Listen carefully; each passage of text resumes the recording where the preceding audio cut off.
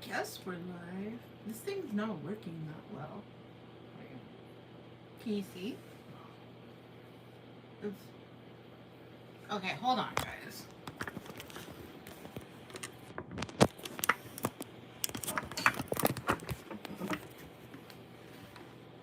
Just leave it like that. There's nothing you can do when it's like that. Otherwise, I have to cancel the stream and redo it. That's okay. All right. So, how's everyone? Hi, Jax. Hi, Mavamp. Hi, Christina. Hi, Jenny. Okay, before anybody complains, one hand is done and one hand isn't because I'm busy and I couldn't actually I do my own nails, so I couldn't do the other hand. So, hi, Terry. So, tonight's a little different. As you can tell by the title, you're getting more tea than you are tarot tonight, even though most people call me tarot, so I guess you're getting both. But it's been a little bit since I've been live, and a lot has happened since I was last live. And a lot of good stuff and some somber stuff and some not so cool stuff and just a lot of things. So, I'm going to pay attention and interact with you guys as much as I can, but I'm going to explain the stuff that's been going on and what happened and what have you, and maybe some things that'll be changing and some stuff to look forward to. So, as many of you know, and it was on Twitter and it was on my community tab, and it was for those of you that were on Facebook. Some people got a little bit of glimpse of it on Facebook, not everybody, because those posts were privated to where it was just like, family. But if you noticed on Twitter and you noticed on the community tab, your girl went into a really bad place just recently, and it was pretty bad. Let's call it that. I've always struggled with depression. I know a lot of us have, and can you let Puppy know that I'm live? Because she's texting. And so it pops up on the iPad. So, anyway, but sorry, I get distracted really easy. So, especially when I'm trying to think and speak and do things all at the same time. And it's been a minute, so I'm not used to being live. I've lost my bearings a little bit. But, hi, Sneaky. So, back to what I was talking about. You're not late, Wicked. I started early, believe it or not. And we just started like maybe a minute ago. So, yeah, went into a really bad place. And it's not like it happened overnight or anything like that. The bad place I've been in for probably about 6 months. It was a slow and steady build up. And I was trying to work through things at the same time, being a good friend and doing all these things and trying to help Fluff with his channel, trying to start my channel back up. And, the big thing with my channel, this is an older channel. This is from 2016.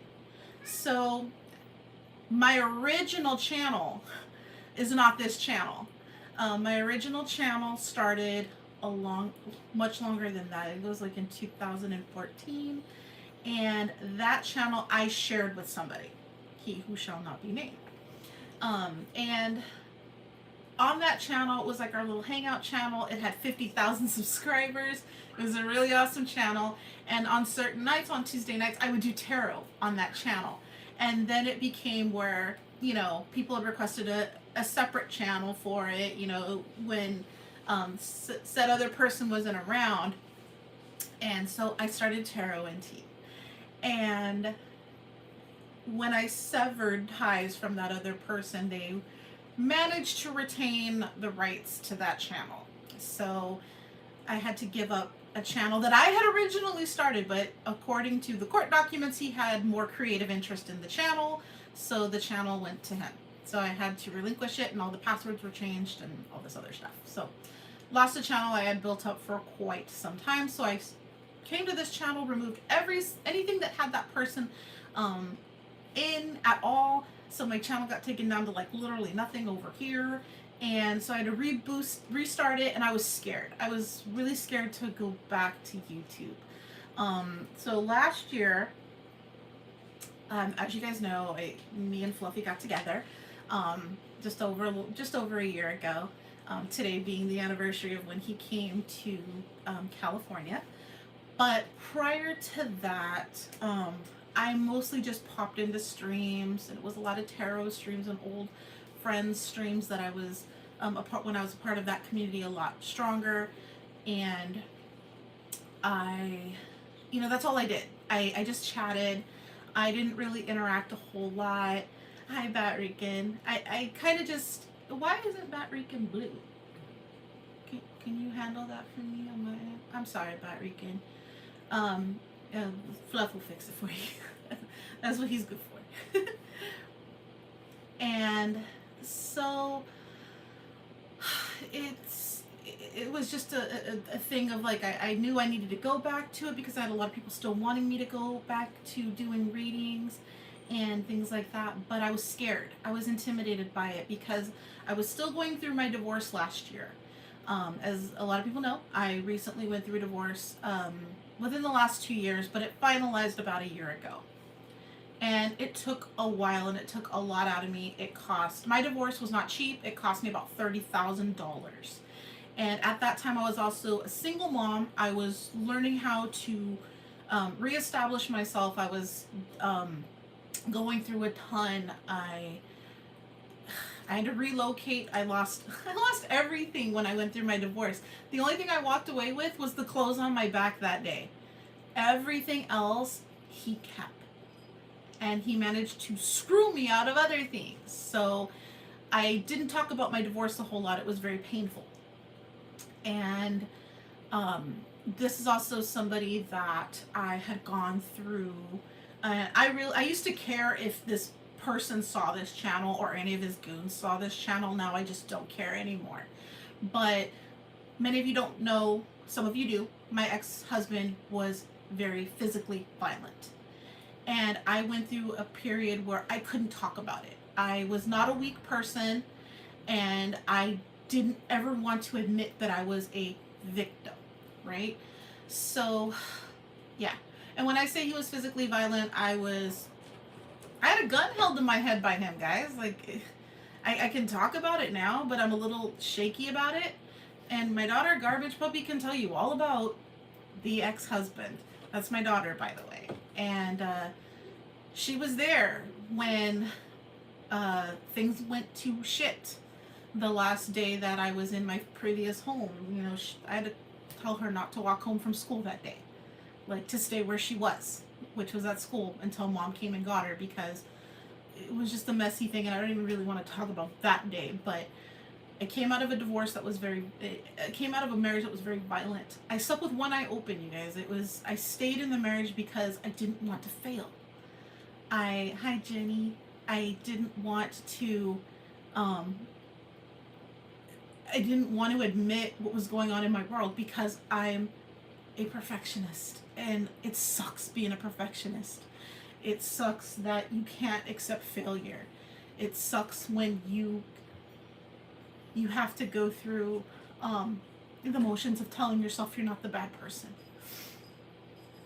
And having 2 daughters at the same time, and you're trying to hide the fact that you're not okay, but you're trying to make everything okay. And hiding everything from your daughters, trying to maintain the facade, trying to maintain everything. And that's what I've done in my life, is I've maintained the illusion that things were okay. I was really good at it. Because in my life, I had to hide a lot of non-conformities.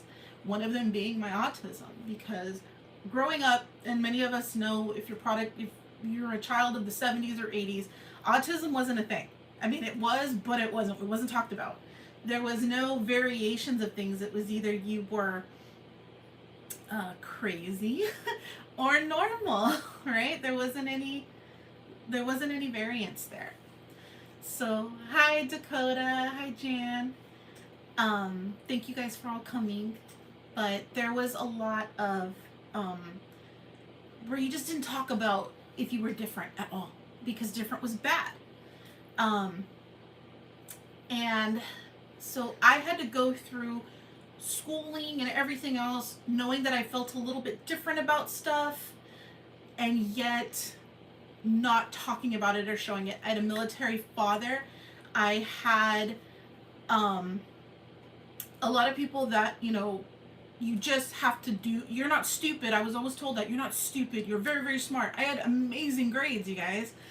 So I wasn't dumb, but I didn't relate to people like normal people do. I'm very, and I always tell people, like, where the world is very colorful, I'm very black and white. So a lot of people have asked me, like, oh, you know, when I hear people say her readings are very cutthroat and very brutally honest, I'm always like, is that okay? Is that okay that I'm very cutthroat and brutally honest? And some people say it is, and some people say it's not. You know, you're not being compassionate. You're not being this. Well, see, when you're on the spectrum and you have, you know, you're on the spectrum at all, you're on the autistic spectrum at all, you don't understand the flip side. I don't understand like the conventional side of things very well. So I have to kind of watch people. So I'm constantly analyzing, and I watch people because if I don't feel that, but I have to, you know, cognitively associate it with the situation, like the emotional or the reaction of something, I have to associate it with the cognitive, you know, I'm tripping on my words right here. But okay, put it to you this way. I have to watch how someone's going to react to something to know that, yeah, my daughter knows that I can do math. I've excelled in math very, very well. But I have to watch how people respond to things so I can be like, oh, that's how it's supposed to be. And it's affected my interpersonal relationships quite a bit. Because Fluff can tell you, I am not the most affectionate person. Like, I mean, you guys, how would you feel if your spouse did this every time you tried to kiss them? Or would go like this, don't hug me? Fluff deals with that on a daily basis. He'll say goodbye to me and he'll watch me do this, and I don't even realize I'm doing it. It's not a conscious thing. It's just like, you're in my space. You're in my space. And I have to literally coach myself into being like, that's okay. You know, it's okay for someone to come near you. And it could be something simple as like, I constantly tell him, and I'm pointing at him because he's right there. I constantly tell him like, oh, your hair smells. You know, because he's sweating. And for some reason, like, I'll smell, it's my thing, I'll smell his head. And I'll be like, oh, your hair smells like tires, because where he works, they have tires and stuff like that. And yeah, and you'll notice sometimes, like, I talk a lot, and sometimes I don't talk at all. And, like, right here, I'm like, I have so many things I want to say, but I kind of want to word vomit it, and that doesn't come out well.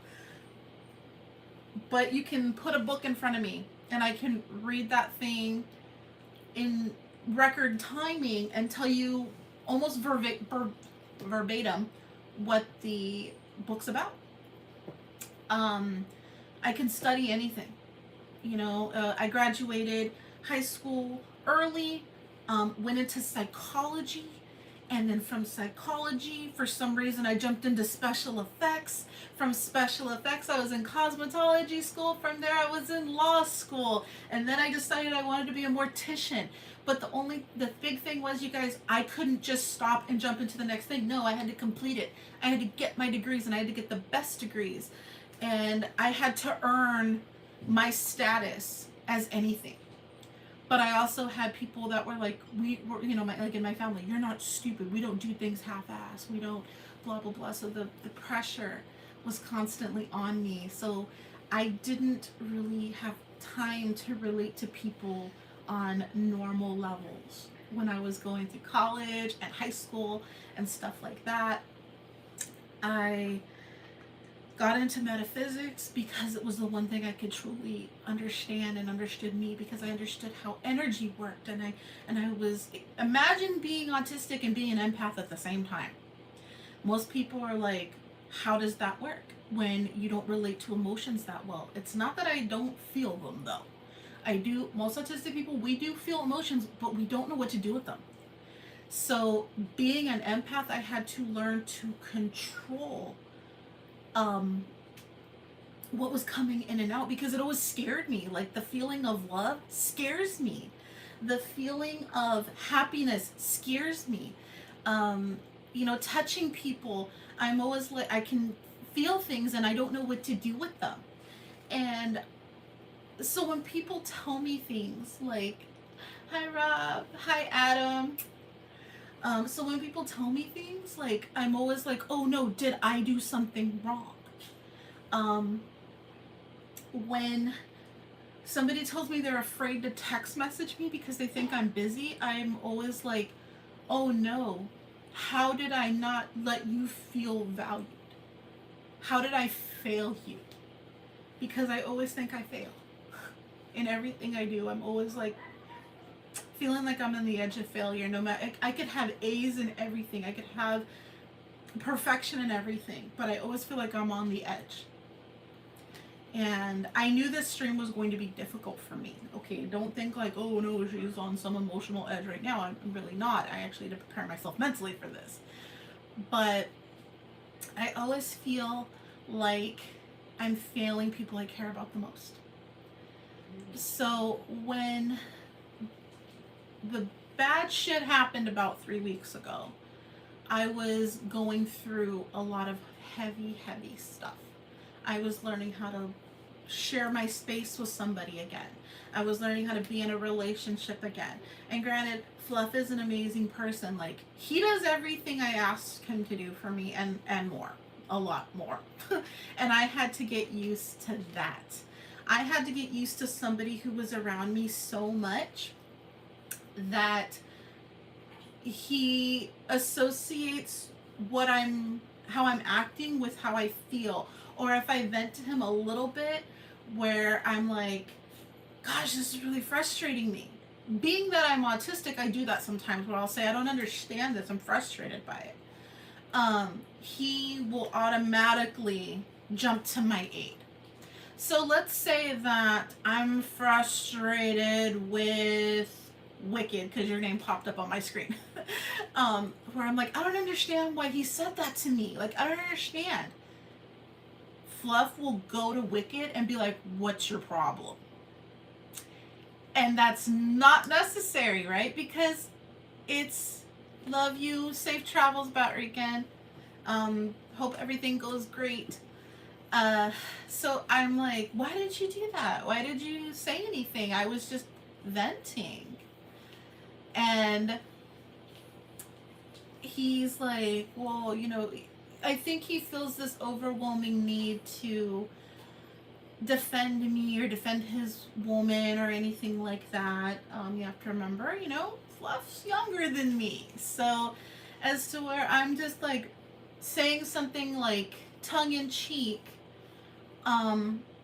he's taking it at a lot stronger value. And I had to learn that about him too, where it's like I have to prepare myself if I need to vent a frustration or anything. And I've had to explain to him, like, you don't need to speak for me. You don't need to do this for me. Let me handle it. It's part of me learning the process that helps me relate to people better, that actually helps me. And then a part of him is like, well, then what am I supposed to do? And I was like, worry about you. Just worry about you. I've been worrying about me for 38 years, and I'm okay with it. I'm okay with handling my situations. I need to handle my situations because that's how I learn. That's how we all learn, right? You experience things and you go forward and you learn from that. And especially as somebody who doesn't relate so much on an emotional level, I have to rely on people telling me when I've done something wrong. I have to rely on, and the sad thing is people don't like to do it because people say that's causing drama. Maybe it is, maybe it's not, I don't know.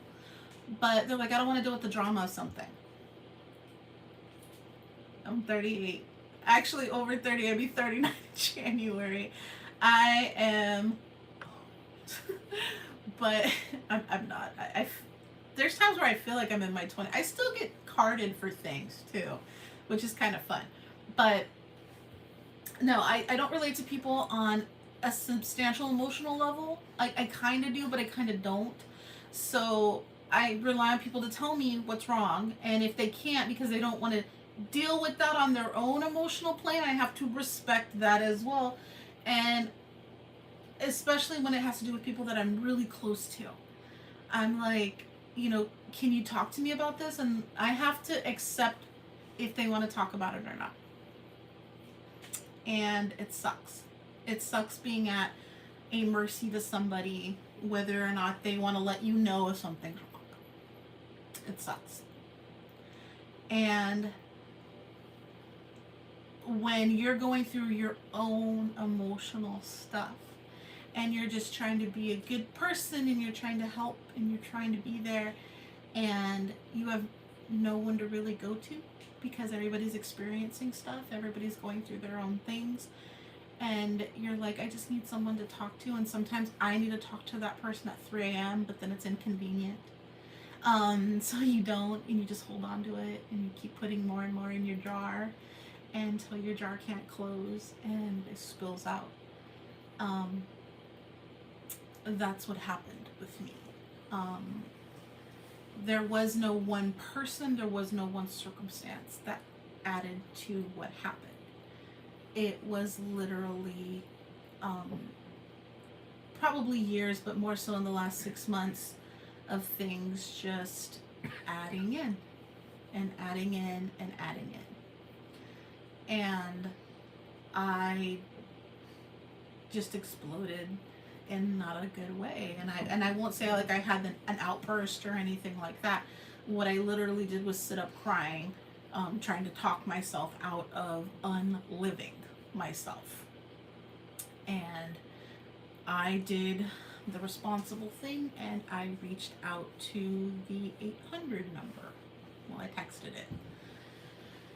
And I knew what I needed to do. I needed to go into treatment, and I was told by my therapist, like, you need to announce that you're going into treatment, and I did. And I did. I went into treatment. And I've been doing a lot better. And I've been having to go through the motions that I need to go through with things that happened years ago, traumas that I've been through, things like that. So, it's been fun. And I won't say it's bad. It's not, when I say fun, it's not even just sarcastic. It's actually kind of fun going through things and releasing that baggage and releasing the chains that you were, tethered to that baggage. And hi, Kill Hut. And there's nothing wrong with needing help. There is nothing wrong with needing some reassurance, because even doctors get sick. They have to get help too. And I had just had the weight of so much going on, and it wasn't, a lot of people always assume it's something surface level, like friends or anything like that. No, I have so much going on in my family life. I have so much going on beyond my family life. I have so much from my past. I just did what I had to do. And so I go into treatment, and Fluff's here, and he's trying to reach out to people because he's alone, emotionally he's alone. And, he's getting to talk to me when he can. He's getting to talk to me, I can't really vent to him because I have to make sure that I'm venting to my therapist and stuff like that. But then um, he's noticing a deviation and stuff. Hi, Beth. No, I usually let people know if I don't like them. But no, if you'll know some people know when I don't like them because I tell them. You know, I've coming out of treatment, I let a lot of people know my feelings. And I said apologies to some people. I said, you know what, I didn't like that you did this to me to other people. I'm very straightforward. If I'm shutting my mouth, it's because I'm analyzing things. A lot of people get from me like, she must not like me. You have to, and I don't know if I've ever really just like put it out there. You have to remember, I'm autistic. I don't know when I'm being abrasive. I'm being, I hate to say it, but I'm being me. You know, my world is very black and white. And so sometimes I can be coddly and fun, but sometimes I'm not. And I just kind of shoot out where I'm at. You know, that doesn't mean I don't like anybody. And I've had a lot, it's not just, you know, one person. I've had a lot of people tell me that. And when I came out of treatment, well, I won't even say came out, when I was still in it, you know, just kind of an outpatient. But when I came out of it, I had to look back at who I was in the last 6 months, and I hated a lot of it. I hated a lot of it. I hated being judgmental of certain things. I did not like some of the situations that I was in. And a lot of people know now that when you talk to me, I don't talk about stuff that even happened a month ago, because, or certain things, because I'm like, that was I'm sorry if I gave you the wrong impression about how I felt about that, pardon me, or anything like that. That was a very yucky time for me. So I don't feel that way about that anymore. And that happens when you go through therapy or anything like that. You have realizations about a lot of stuff. And I get that this is kind of all over the place, but like I said, I have a lot that I'm trying to process at the same time. And I don't get a whole lot of interaction with, you know, adults nowadays. So being at home right now is, you know, everything, the kids and stuff are taking up my time. But yeah, it's difficult being me, because I feel like I have to postulate sometimes, because I have to be what somebody else needs. If you go to my Facebook, I have a quote that very, very much describes me. I am not who I am. I am not who you think I am. I am, you know, the perception of something. Because you can be 9,000 people, you can be a different person to 9,000 different people. Kill Hut might very much love me, as to where Brandy might hate me. Examples. Just examples. And that happens a lot in any public image. I have people that I work with that don't like me, and we've made peace with the fact that we don't like certain attributes of each other, but work well together. And you can still respect people despite differences. It's not hard. And I love all of you. There isn't somebody in my world that I don't have feelings for, that I probably wouldn't do just about anything for. Even if it's somebody that I'm like, I don't really care about, you know, I don't really care for that person. I don't really care what they do, but I still, it happens, Jenny. A lot of people don't like me, believe it or not. And it's probably because they just didn't take the time to understand. I won't say it's not my fault, but there's not much I can do about it if somebody wants to look at the surface of something. I've had people that wanted to be really close with me, and I have to explain to them that, you know, it takes me time. I'm like an old diesel engine, you know. It takes a minute to warm it up, but once it's going, it's faithful forever. But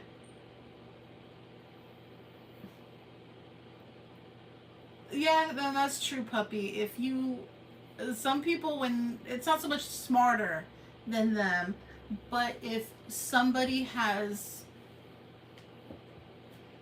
more ability than somebody else, it does develop animosity. And you have to remember, puppy's 14, so she's still learning all this stuff. But and she's going through some motions right now too with friends, where she was really close to them, and all of a sudden she's been ghosted, and I have to explain to her because puppy talks very intelligently. I know we don't catch a whole glimpse of it here, but she's very, very smart. She's very, very smart. One of the smartest kids I know. Like, this is a child that at its 14 months could say stethoscope and wowed her doctors because she wanted to be a vet when she was little. And she was 14 months old. She's been talking since she was 10 months old. Very intelligent child. And Fluff can tell you, like, my daughters are smart. They may be a pain in the butt 9 times out of 10, but they're very smart. But at 14 months old, the doctor held up his stethoscope and he was like, okay, what is this? And she said stethoscope and wowed him. And he even turned and looked at me and was like, did she just say that? And I was like, yeah, she's been talking in full sentences since she was a year old. But now she just doesn't talk. She kind of just makes noises. And yeah, so it's going through the world feeling different. Feeling like you don't belong, feeling like there's a song, and I want all of you guys to go listen to this song because the first time I heard this song I broke down crying, and I still cry to this day when I hear it. It's by a band or a group, I don't know if you really want to call them a band, they're a synth pop group called V as in victory, N as in no, V as in victory. It's V&V Nation, Victory Not Vengeance Nation, and the song is called Illusion, not Delusion. And my daughters know the song, and a lot of people, I've introduced that song to so many people because it's a very beautiful song. Everybody interprets the meaning differently. I've met the band and everything. I've seen them countless times, and they are amazing. And in the song, he talks about staying as you are because the world will change you. See, Haley knows. She's my girl. She knows. I played a lot of, really? You really want to go there, puppy? You want to talk about what you play in the car? Oh, okay. But if you listen to the lyrics of this, yes, I really do like Depeche Mode, and I've seen them about 24 times in concert. But the song talks about remaining as you are. And one of the lyrics is, please don't go, I want you to stay. I'm begging you, please don't leave here. I don't want you to leave for all the hurt that you feel. This world is just an illusion trying to change you. And if you listen to the lyrics, you will remember that the uniqueness of your soul and who you are is what makes you perfect. Anytime you try to bend that, to acquiesce the illusions that the world postulates as perfection, you will get caught up in the system. And if you look it up on YouTube, there's a very beautiful animation, or computer generated animation. It's not really an animation, but I've been listening to that song for years, Brandy. When that night I listened to it to remind me that I needed to stay here. But there is a gentleman that did a computer generated imagery to the song, and it shows this machine that's seeing on a TV the ideas of physical perfection. It shows a face being added with makeup and stuff like that, and this thing keeps going up and up and up, trying to reach this perfection, and it never reaches it. Why doesn't it reach it? Because perfection isn't obtainable because it's a perception and not a real thing, or is it because you're perfect all along? And we all know Omar, right? And Omar's been going through some stuff. I think we've all saw that on his Twitter and everything. And those of us that talk to him personally know that. And one of the things that I never want people to feel is like they're not enough, because I know what that feels like. I know horribly how that feels, to want to give up, to want to not know where to fit the next, like, it's like puzzle pieces just not going together anymore. And it's why I put out that tweet. The tweet wasn't for me, it was all for him, where I said, can you just say a nice word? Because sometimes that's what you need in your day, is a nice word. Just a nice word that keeps you out of that darkness for 10 more seconds. And one of the tactics I utilize with people that are in that state where they want to unlive themselves is get through the next 30 minutes. Then the next 30 minutes after that. Then the next 30 minutes after that.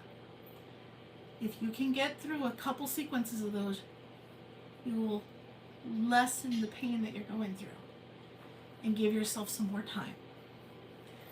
And I tell that to everybody. I used to work, when I was in college, I worked for the suicide hotline, or the unliving hotline. Unalive hotline.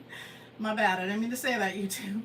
But I worked for the hotlines, and I used to coach people through what I was going through. And hi, Channy, see us. And the reason I was so good at it, one of the reasons I'm actually good at the paranormal, my therapist told me, was because of the fact that I can remove, hush up there, puppy. I said it once, maybe they didn't hear it. Shh. I could remove myself emotionally from a situation. Hey, PLE. And so I don't get conventionally scared like some people do. You'll sit there and go, oh my gosh, the fear engulfs people. They can put themselves in that situation and live in that fear, and I can too. But I can cut it off. I can shut it off in a heartbeat. So I'm really good in traumatic situations, apparently. And so when I worked for the hotlines,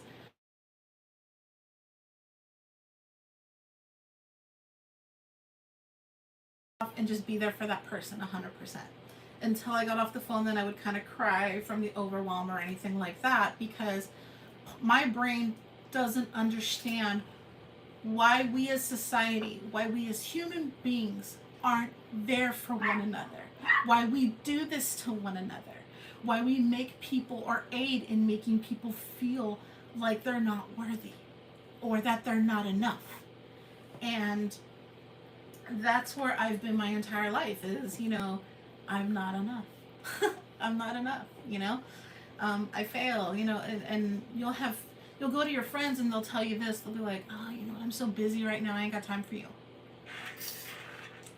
A lot of people say their biggest regret when a friend unalives themselves, or a family member unalives themselves, is, why didn't I pick up the phone?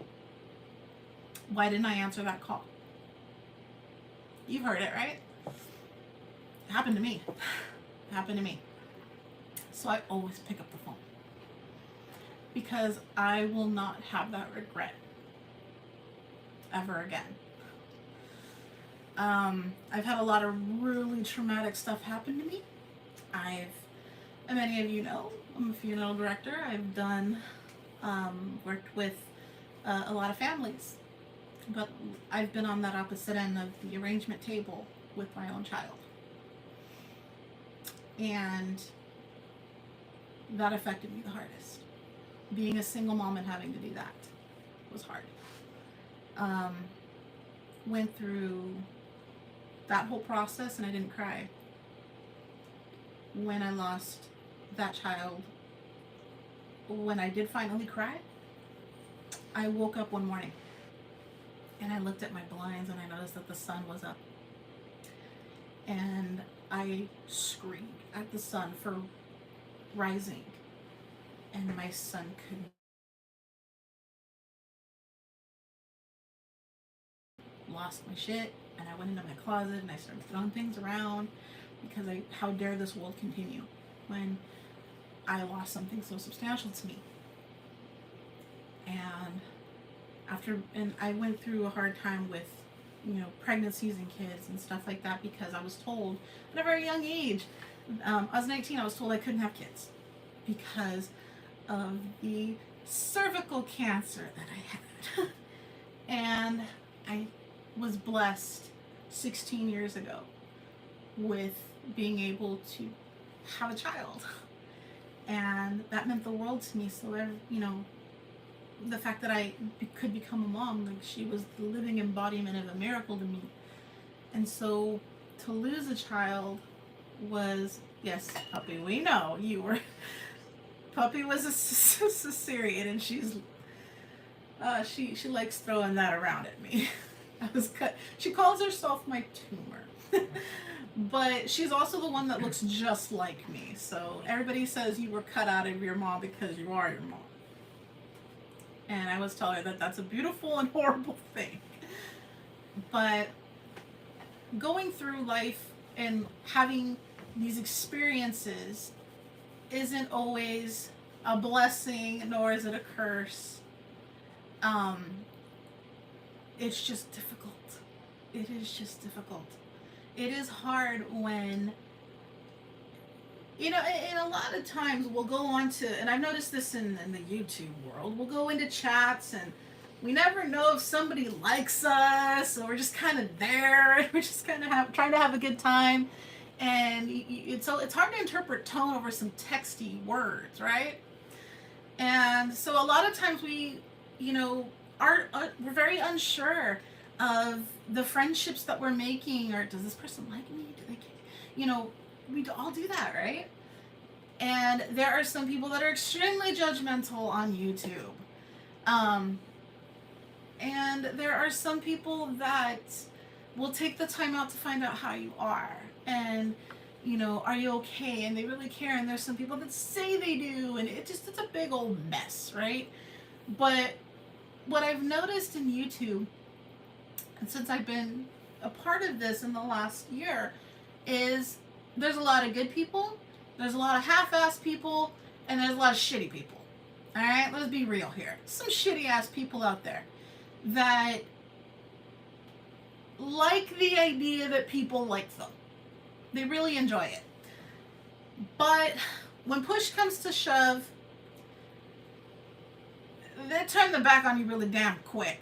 Okay? Just putting that fucking out there, alright? And that's okay. See, the thing is, that's okay. And that's why I tell people, you don't want to be my fucking friend, I don't care. I mean, alright. Outside of YouTube, I still have a life. I still have, I'm 10,000 times more of a person outside of this place than I am on here, okay? So, hi, MCAT. And I saw Doris. Hi, Doris. It's always weird when I see Doris pop up, because that's my mom's name. So it's always weird.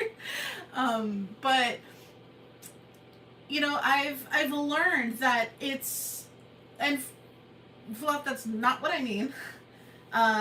It's okay to have that variance, have people that you like, have people that you care about and stuff like that.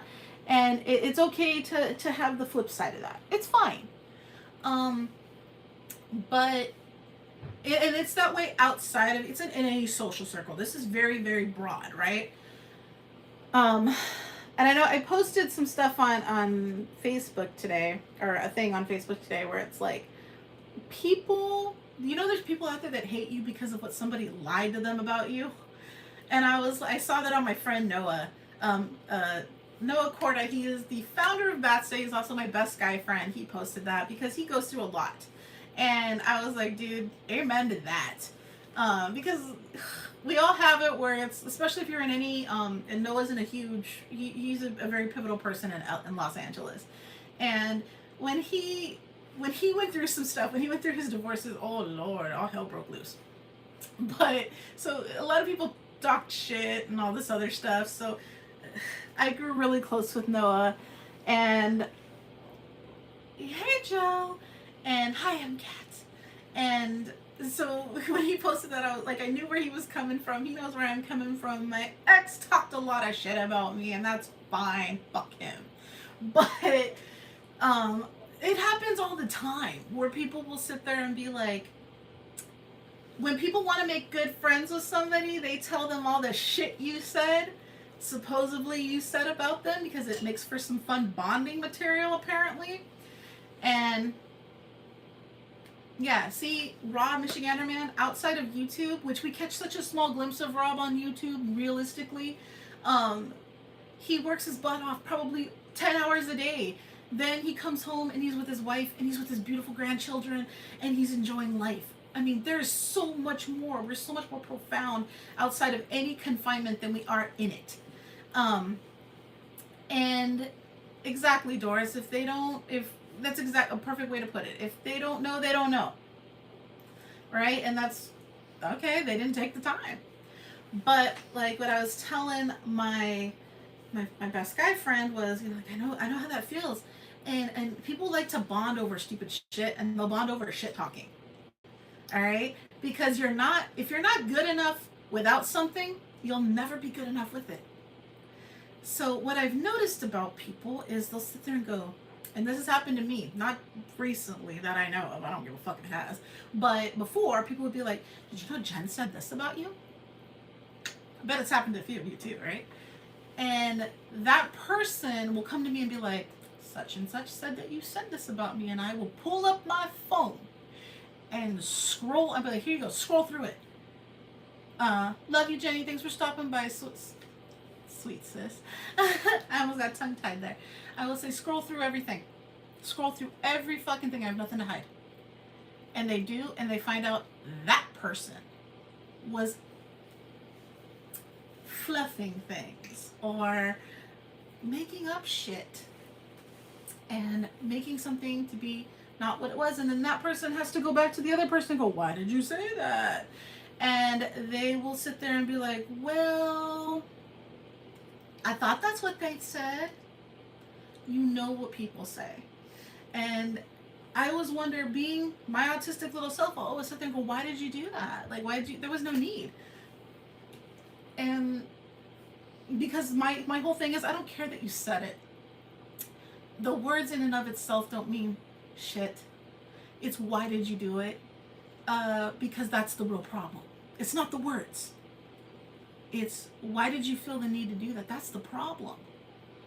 And when people talk shit, that's coming from a place inside them. That has nothing to do with the situation, the person that's happening with, or anything. That's them. That's their ugly coming out. Because they're upset over something in their life or about themselves. And it's out of their mouth, right? And or their fingertips or whatever. And it's unfortunate that we get to a point in our lives like that, you know, where the only thing that you have is the ability to generate shit, right? And be a good person without the need for that nonsense, or without the need to bring somebody else up at all. Because I can tell you this much, I know a lot of dirt about a lot of people. Don't think I don't. And I have receipts for it. I know who doesn't like who on YouTube. I have text messages on Fluff's phone too of people being shitheads to one another. Do I run and go and tell people what their friends tell them? Or friends have said about them? No. Because it doesn't do anything besides cause more hurt. Instead of going to that person and being like, why'd you say that? Like, what the fuck's the problem? And it's funny though, because I'll see them sit there and act like they're best friends after they said what they said. It's fucking hilarious. But I don't say anything. Because what's the point? And I sit there and when people, like I said, when they sit there and spewed their hate and done that, where they've created lies and everything and told other people, I sit there and go, damn, that sucks. That sucks that I had, I that had to happen. And I try to figure things out. I try to figure out why that person is doing this. And that's my analytical brain. I should just literally just stay the shit out of it and accept it for what it is. But I try to figure out why. And going through the therapies, I have discovered that I don't have to do that. and it's been better for me. It's actually put a lot less stress on me. But also remember, guys, I post stuff that I believe, not always what I'm going through. So if you see something, it's not because I'm going through that situation. It just may be because I agree with it. But like I said, this was more about like what had happened, why I went dormant on a lot of stuff, and now like where I'm at.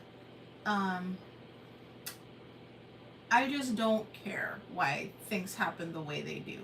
I let things happen the way they do. I believe in universal law. And getting into that topic, one of the things that set me off was, do I even have one of these decks near me? Okay. If you're in the tarot community at all, you will be familiar with Miss Doreen Virtue. And I do have quite a few of her decks. They're actually worth quite a bit of money. I have one that's about $300 on eBay right now. And Miss Doreen Virtue created, she used to be a huge metaphysical person and made decks and upon decks, and she made millions off of this community. One day she dropped it all, said that, she had gone to Christ and everything, and that's great. I'm glad she did. I'm glad she found that in herself. It's something that makes her feel really, really good. But what she did was she told a bunch of people, like she put it out there. Hi, Melissa. She told a bunch of people, like she put it out there that, we're all abominations, right? So she created this like culture of people that decided to attack anybody that read tarot or anything. And mind you, this is a stack of tarot right here. And she said all of her decks need to be burned and all this other stuff. So I was doing a reading for a friend on Instagram, and she had said, oh, that Doreen thinks you're an abomination, right? Like, this person didn't really want a reading. She was just being a witch with a capital B.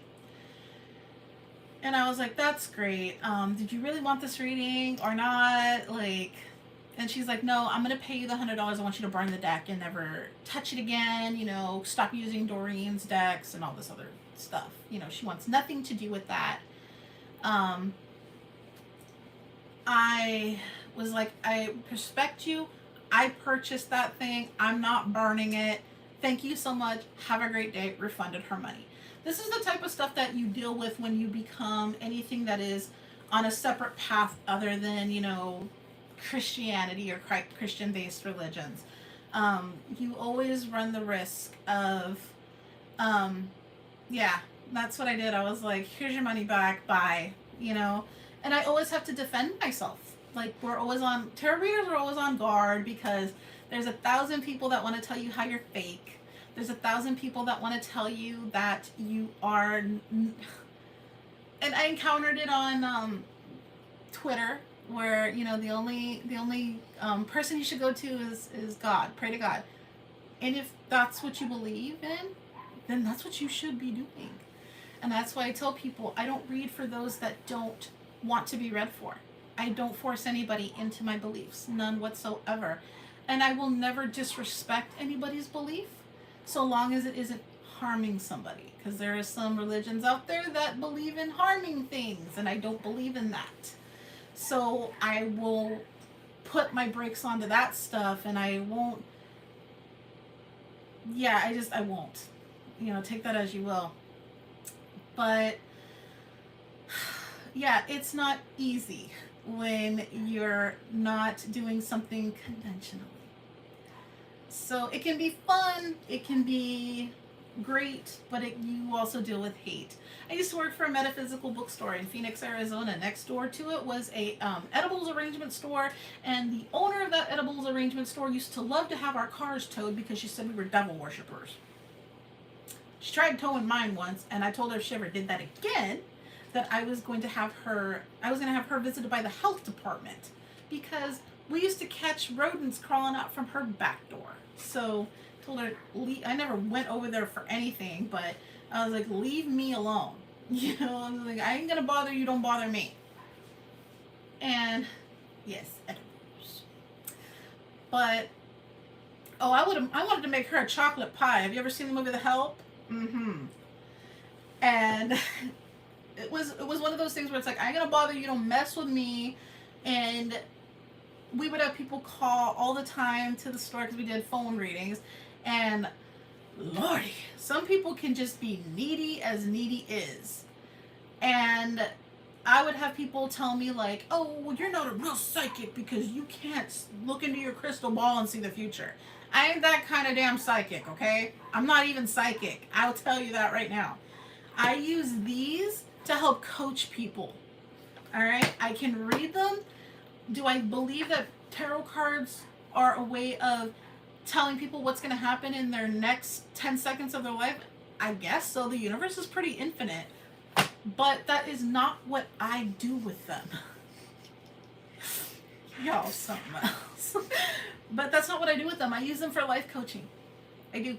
Because my whole thing is to give you an attitude of gratitude. I'm here to help you obtain your highest self. I am not here for you to psychic spy on whether or not your ex is coming back. Because who the fuck cares about him? Alright? If he's gone, let that motherfucker stay gone. Alright? He left you, he freed you so you could have something better. And if he does come back, you're going to be a stronger person for if and when that does happen. But let's not focus on that. Let's focus on the lesson that you're supposed to be learning right now. And that lesson is maybe you need time alone. That lesson is maybe you need to figure out something about you. But a lot of people don't want to hear that. They want to stay fixated on what is he doing? Why is he acting like this? Why? Because. Why not? And that's what I tell people. Why not? Why not you? Why not this situation? My best guy friend, PLE, and his wifey, Channy, they just had their car break down. And they're at a point where they were filming like crazy and everything was glowing up for them, and all of a sudden the car blew the fuck up. They could be sitting there going, why me? But they're and they probably had a few moments of why me. Who doesn't, right? But they sat there and said, I'll get another one. They've chosen the attitude of gratitude versus just sitting there in their own demise. And, you know, I could tell you right now, there isn't anything I wouldn't do for either one of them. Like, I'd give them my car, you know, and they know that. But I know my brother, he wants to be able to grow himself in life circumstances, in the adversaries. He wants to be able to maintain and grow from there. So he wants to do this on his own. Of course, help is always great. But, you know, see, that was your fault. And you hit a ditch with that car too. So after that, it didn't like you no more. And it's getting tired of the mask. It called me, it told me about the mask. But, what I will say is, you know, you can want the easy in everything. You can want the easy in everything. You know what? Speaking of easy, have you ever wanted to be with the town whore? Right? You know, anybody ever wanted that? Good for 1 second, nothing else, right? Those people expect that out of the tarot. And I tell them, I ain't the town whore, dude. You know, you ain't gonna come to me for your 10 seconds of, you know, this is going to get me to the next step. But after that, you want the next step and the next step and the next step. That's what the fast and easy does. It gives you, hey, I'm brutally honest. I told you that. But, yeah. But, you know, it's, nobody wants the easy shit because it ain't fun. You know, it's not, it doesn't do anything for you. The town whore is good for one thing, and we all know it, right? You all know her or him for that. They're good for one thing. Nobody takes them seriously outside of that, usually.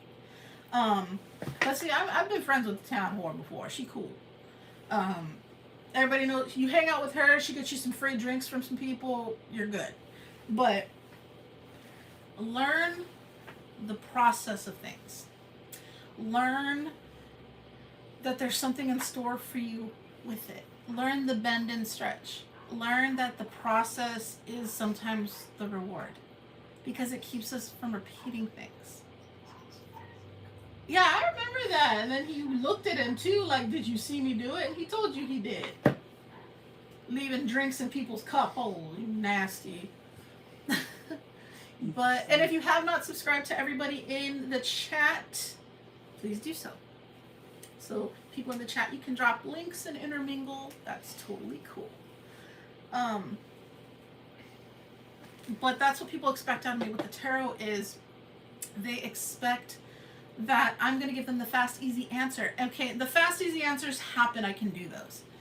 But what happens the next week? You're going to come back to me, give me more of your money because you need the next step in your life. And I mean, who needs to be stair-stepped through life? No, you're adults. Go and understand things on your own. Stop giving your money away when you just need to be learning the process. And I've actually told people, I've read for you once this week. Do you really need me to read for you again? And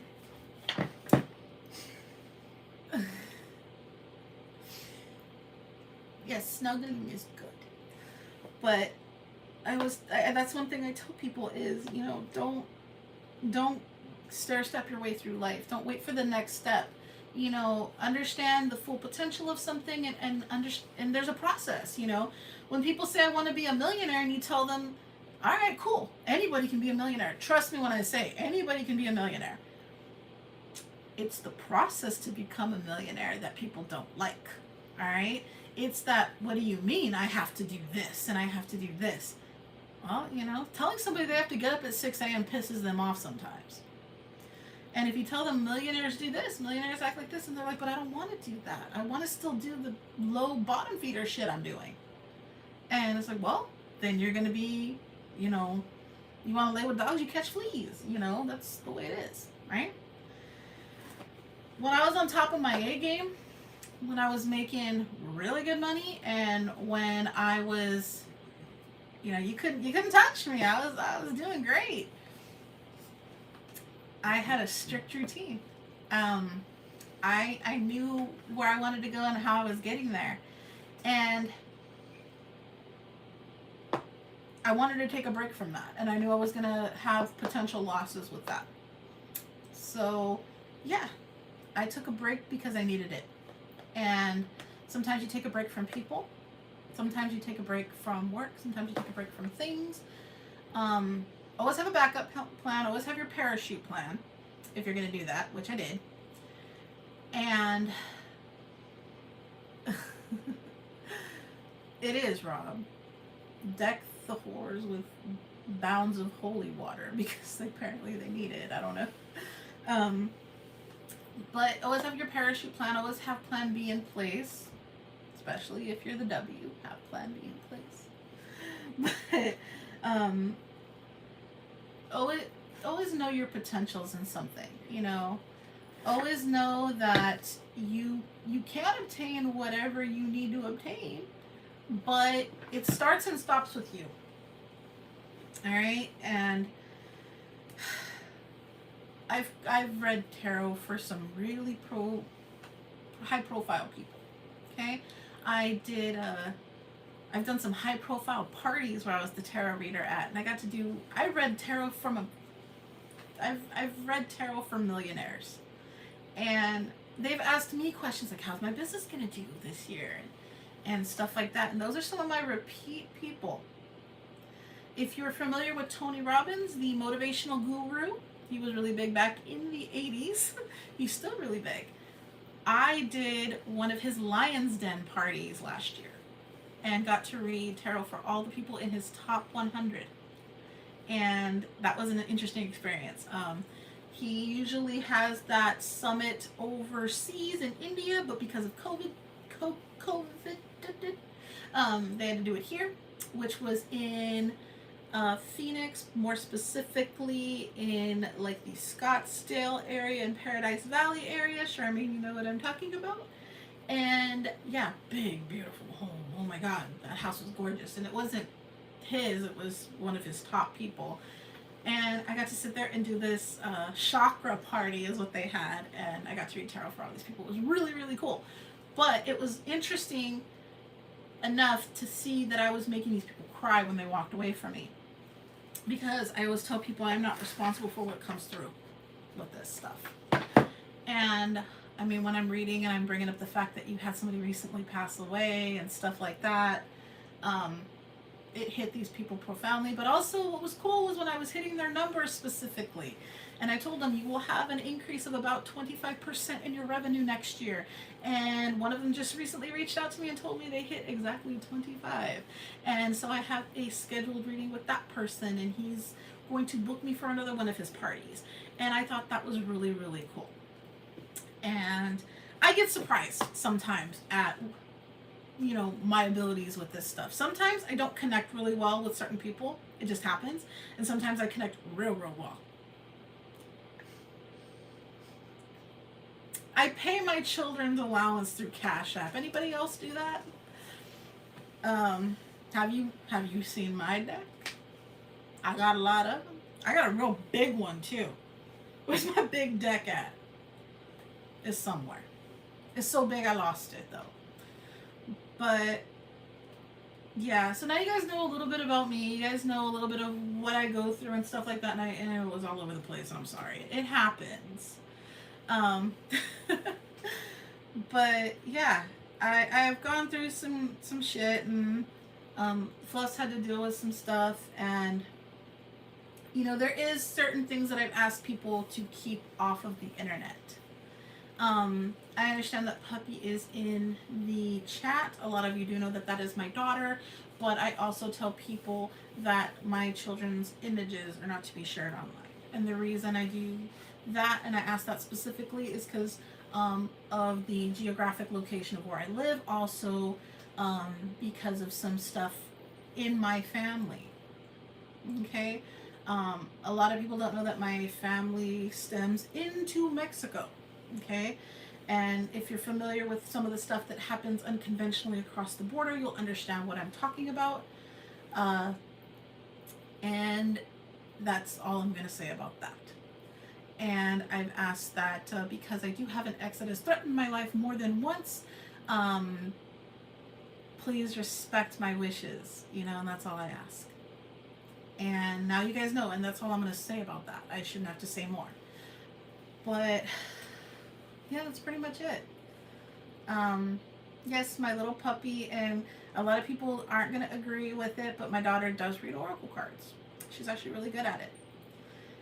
She has a couple of decks, and one of them she asked for specifically. She got it for her birthday last year, and I've kind of given her. She will only, my daughter only reads oracle. She doesn't read tarot yet, but she's really good at it because, and I tell everybody, if you can read a comic book, you can read oracle cards. You can also read tarot. You just have to learn what each page means, you know. And I told my daughter when she's ready to read tarot, she'll know, and she won't have to ask mom to show her everything.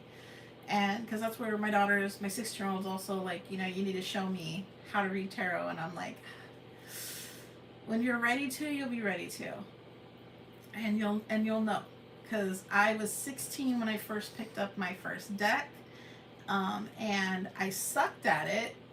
I did okay. I did a reading and I did okay. I pinpointed some stuff that didn't manifest for like 2 years, but I did okay. Nothing like how I am now, but I put my tarot decks away for about 4 years. And didn't read for 4 years. And then I got back into it, and then I dropped it again, and I got back into it. And when I was married to my ex-husband, I did it behind his back. It was one of the ways I could make a quick few dollars sometimes, because my ex-husband was very, very I know I don't talk about it very much, but he had Asperger's, if you're familiar with that. We were both autistic, and he had Asperger's, which, if you're familiar with it, it's also called the asshole's disease. It can look like narcissism being something that you're, that's developed, and Asperger's is something you're born with. But you can be Asperger's with narcissism, and that was him. And so he controlled all the money. He controlled everything, and yeah, I did nothing right and all this other stuff. But anyway, so I did it behind his back so I could earn money to help take care of my personal effects and everything. And that's when I started picking it back up again. And then when he found out, like, oh, she's okay at it, you know, then it was acceptable. Like, I had asked permission to do everything. And when I got out of that relationship, I went back into the tarot because I was a single mom on one income.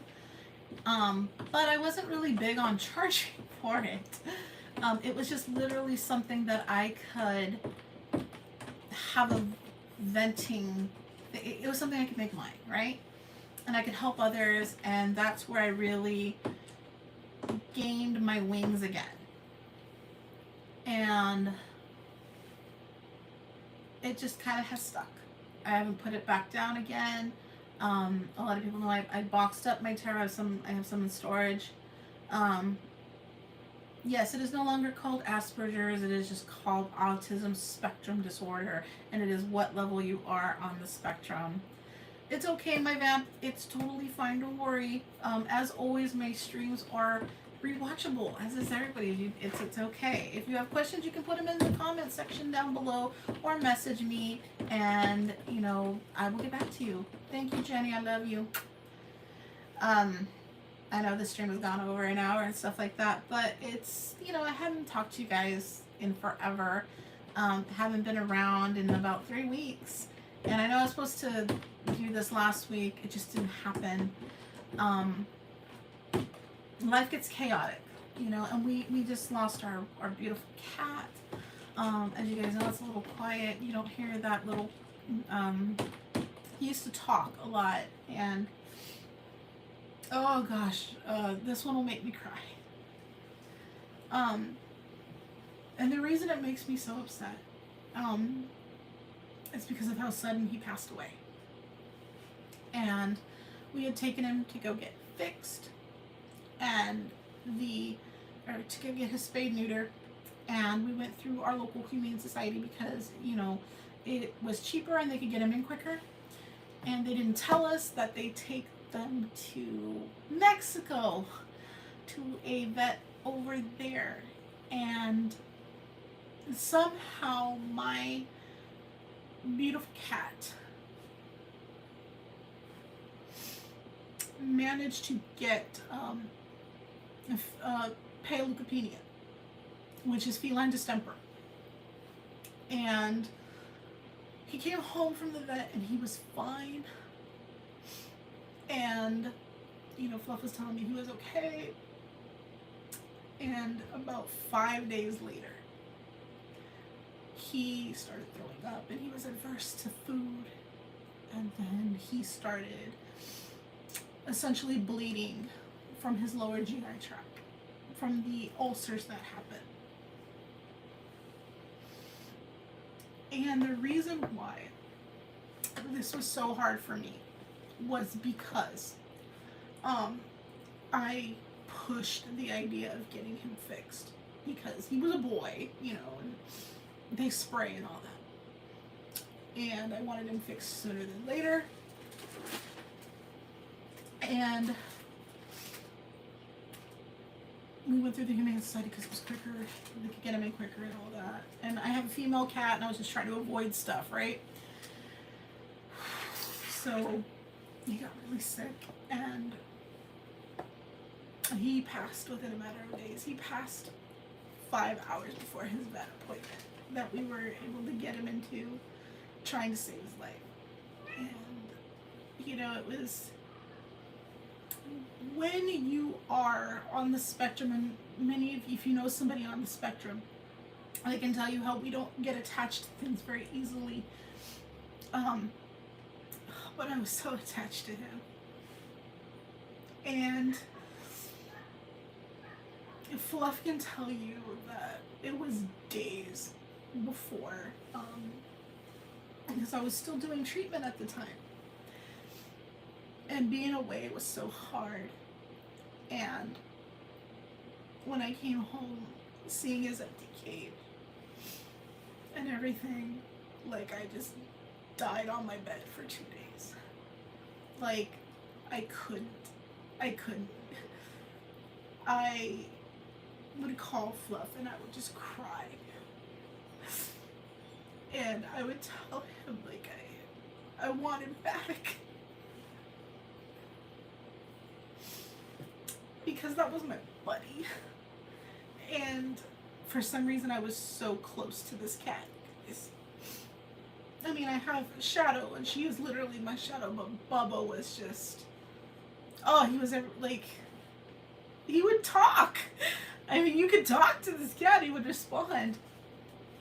And he was our son. He was our first son.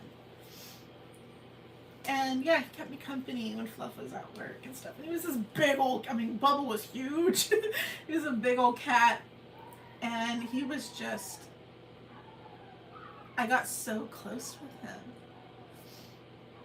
I love you, Adam. And yeah, and Adam can tell you, like, it's so profound, the relationships we develop with stuff, or animals. And it typically happens with animals because we don't always relate to humans, because humans have so much fucking ego that we're always like, we never know what the hell we're doing, you know? And many of us on the spectrum, we have horrible relationships, and, you know, or we're in relationships and out of them and stuff like that. And so when we have our pets, they're just,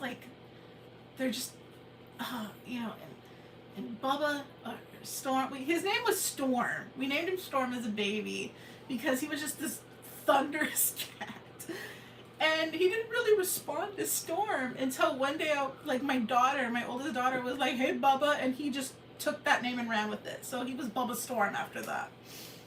And Bubba was just, like I said, you couldn't not love him. And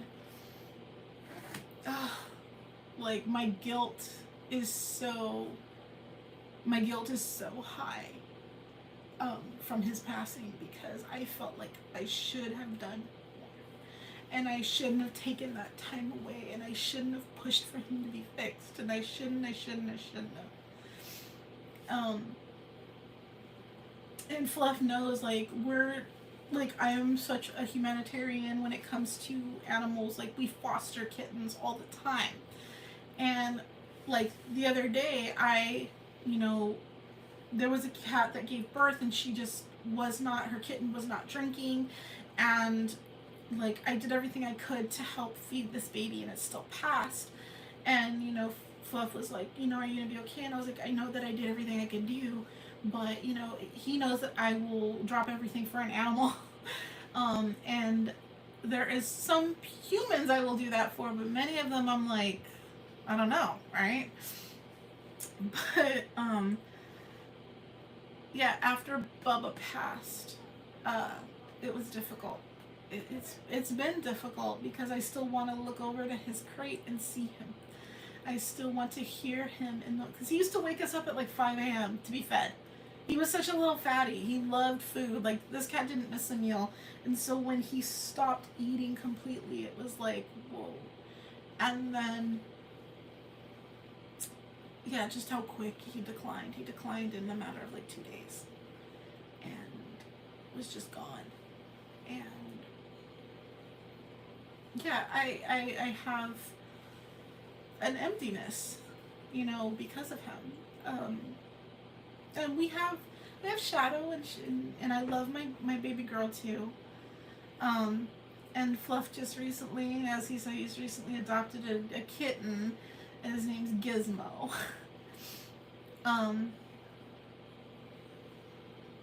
But it's just, nothing will ever be Storm.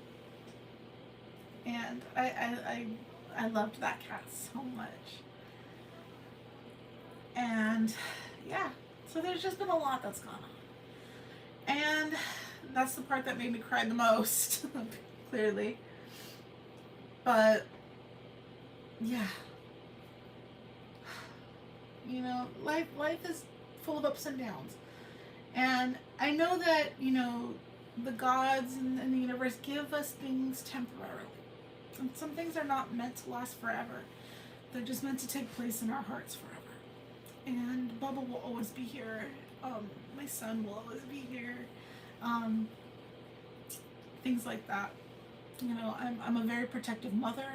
I'm a very protective friend. I'm a very loyal friend. I'm a very just a loyal person in general. um, but life has been interesting. A lot of peaks and valleys. Hi, Dom. A lot of interesting stuff. You know, and then after Will Smith decided to go and cause his stir up in Hollywood, I was watching that and I was telling Fluff, I was like, you know how toxic we've become as a society to where a man feels that he needs to go and do something like that. Then we've got wars going on and we've got so much going on, and yet the big focus in a lot of people's worlds was this man defending a woman that, and I sat there thinking, hell, Chris Rock paid her a compliment. We've all seen G.I. Jane. That movie is about a woman finding her strength, you know, going through a lot of shit, but coming out very, very strong. How was that a put down? Yeah, and she went around and said that, you know, she had made good with her alopecia and everything. Clearly not. But see, the thing with Will Smith is he's got a lot of internal struggle. So he let that spill out. And that was another buildup that spilt out. No, he's not okay with the way his marriage is. I'm sorry. He's not. And some people are okay with those open relationships. He wants to be, but he's not. It's unfortunate, you know, and I think that she's really toxified him as a person. Yes, puppy. We know. And I think she's really toxified him in that sense where that was the reaction he had. And we do that to people. Now, he was just a very good example of what happens. But we can do that in our own circles, where we manipulate people into reactions. And then what she did is totally gaslit the situation, where she was like, I didn't know he was going to do that. Right. Okay, maybe she didn't. But she knew that she was driving him to a breaking point and she didn't care about it, you know? She just didn't want to take any of that credit, right? But we do that. And I saw that as a beautiful example, or a not so beautiful example, of the stuff that we do to one another. You know, where you, like I said, going back to the whole people talking shit or saying this person's talking shit and this, we do that in the hopes of a reaction, right? We do that hoping that that person will know that that person is terrible. We do those things. We stir the shit pots. It happens. We've all done it. Just realize that nobody gains from that shit. The person saying it, the person spreading it, the person, you know, all you're doing is spreading hurt and bullshit. Really? That's what you're doing. I've seen some people that I care a great deal about spread. Exactly. Well, when Chris Rock said it, she rolled her eyes. But Will Smith was laughing, and then all of a sudden, whack, and then decided to sit down and throw his temper tantrum and say what he needed to say. I thought that Jim Carrey did a beautiful job of talking about how Hollywood wasn't the cool kids anymore because they were perpetuating this stuff. And he called everybody spineless. He, you know, I get it. I get it. It was a very controversial situation. But, you know, and some people were like, oh, that was just a distraction. There's going to be something bigger going on in the world and all this stuff. There's always something bigger going on in the world. Okay, let's go back to the movie Men in Black. There's always some spaceship, astron, blah, blah, blah, getting ready to hit Earth at any time. The only reason these people go about their miserable little lives is because they do not know about it. All right, fine. Let me be jaded for once. Let me sit here and be able to carry on my life. If the world's ending tomorrow, don't tell me. Don't tell me. I don't want to make a bunch of phone calls. I don't want to do none of that. All right? If I love you, you know I love you. But yeah, if that was the case, I don't care about it. You know, if that was a big old, if Hollywood did that to cover up something else and deter people, I don't care. The point is that we got a first class glimpse at a broken society. And Will Smith is just the picture of that. He's just the front boy to it.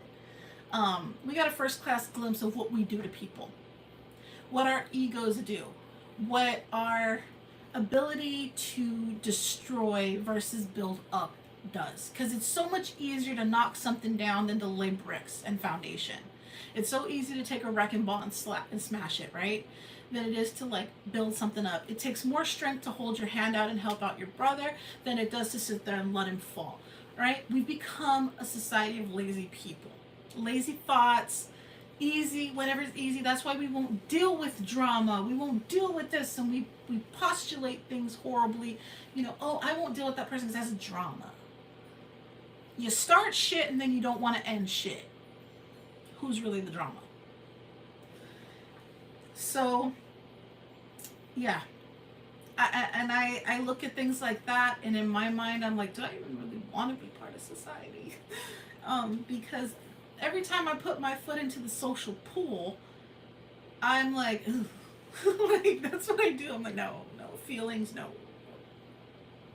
And everybody's like, why don't you want to have tight connections? Hi. You see what tight connections do? Hey, Donnie.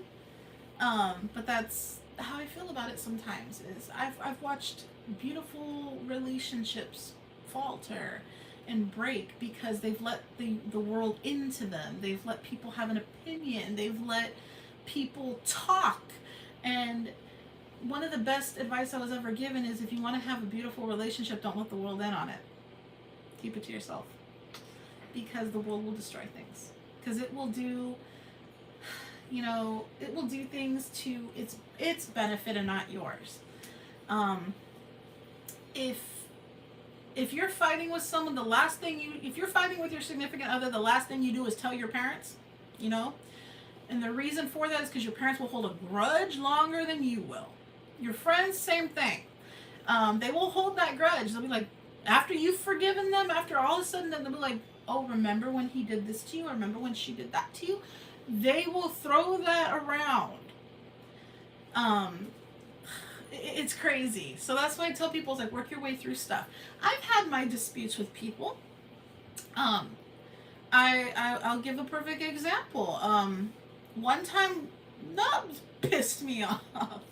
And it really wasn't him. It was just a situation, and it was stupid. But I didn't talk to him for a couple days. Like 3 days.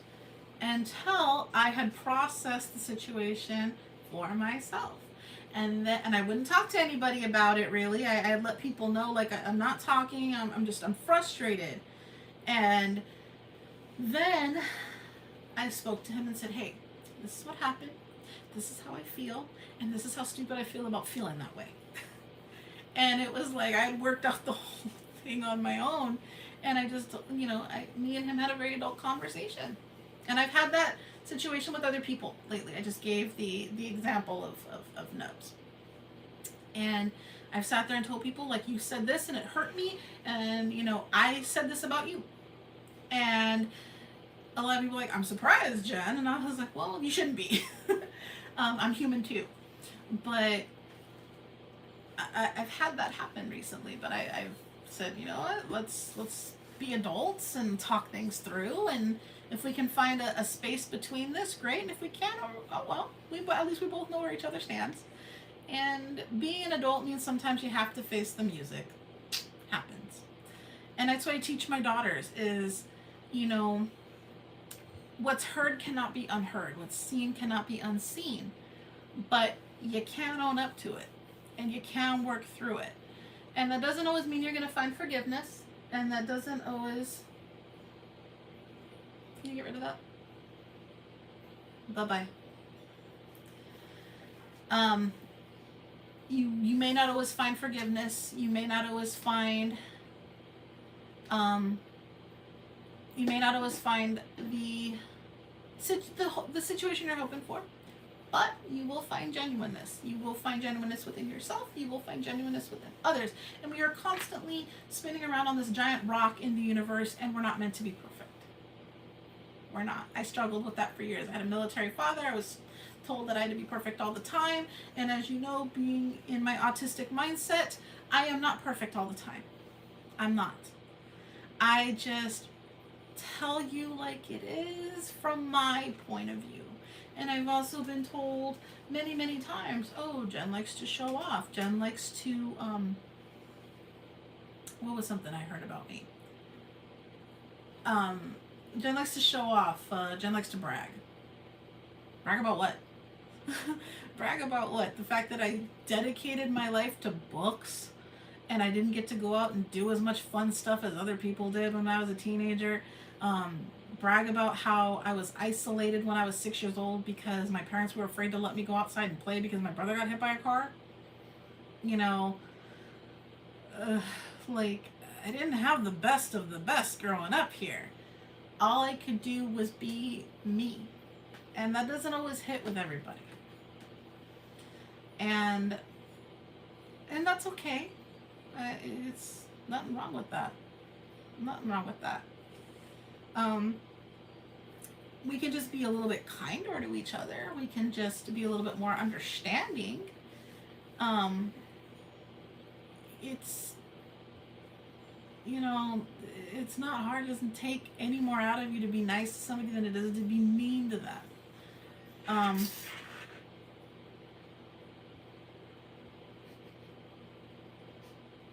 Yeah, I did say we weren't going to Costco today.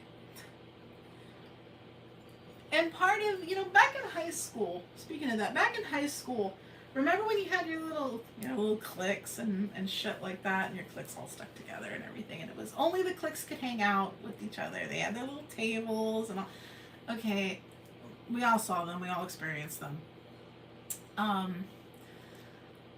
They had a hard time with letting people in, but they were easy to let people out, and when they let them out, they were like, nobody could like them.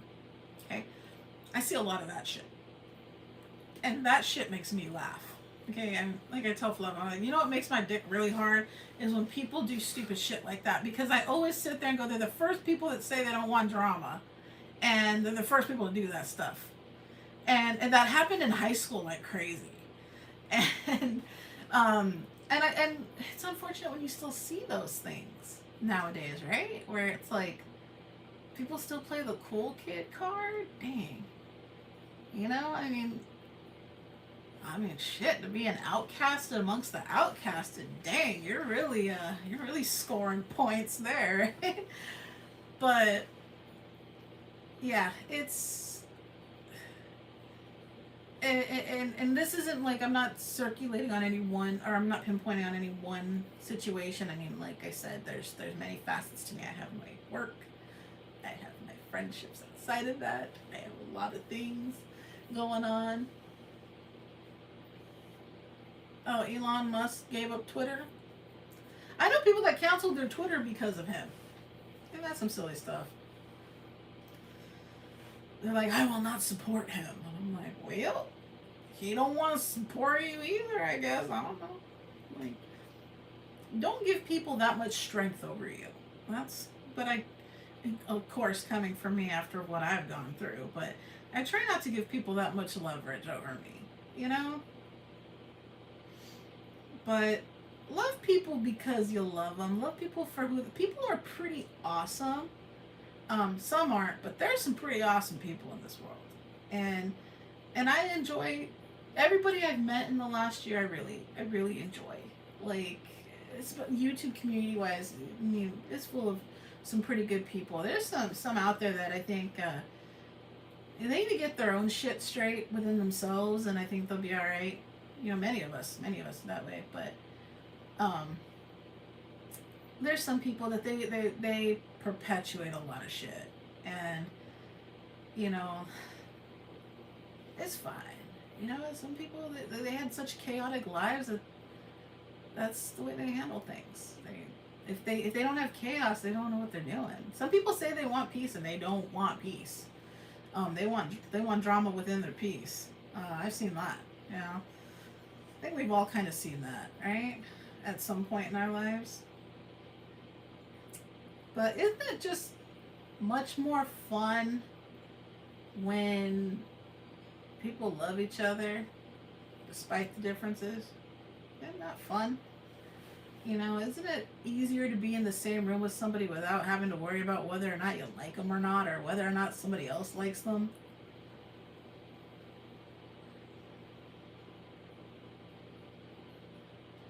Yeah. Yeah. You know, it's hard.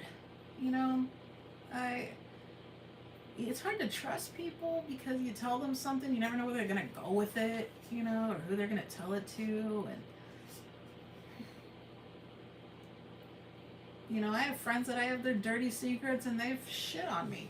I still have their dirty secrets, as I've said. You know, I still know what they've said about people and what they've done behind other people's backs, but it stops there.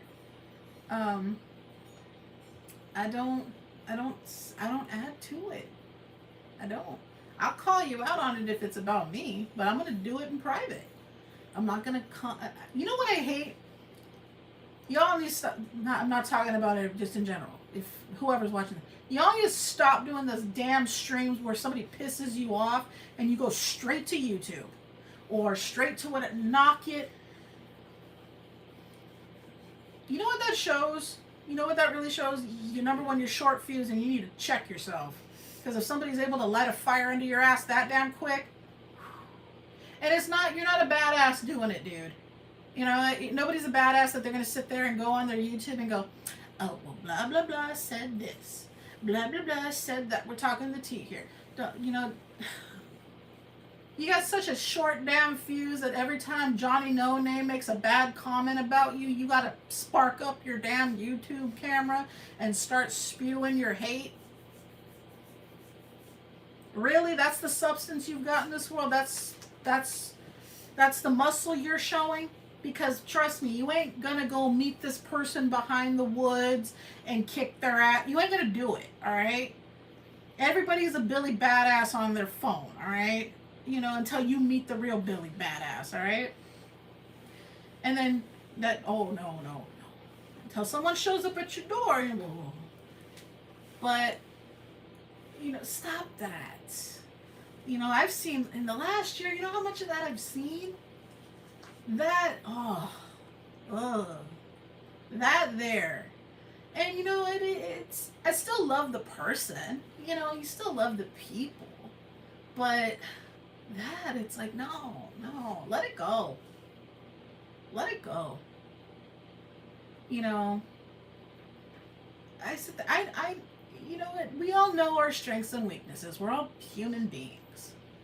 You know, it's fine, but there's no need to just, you know, puff up over somebody said something.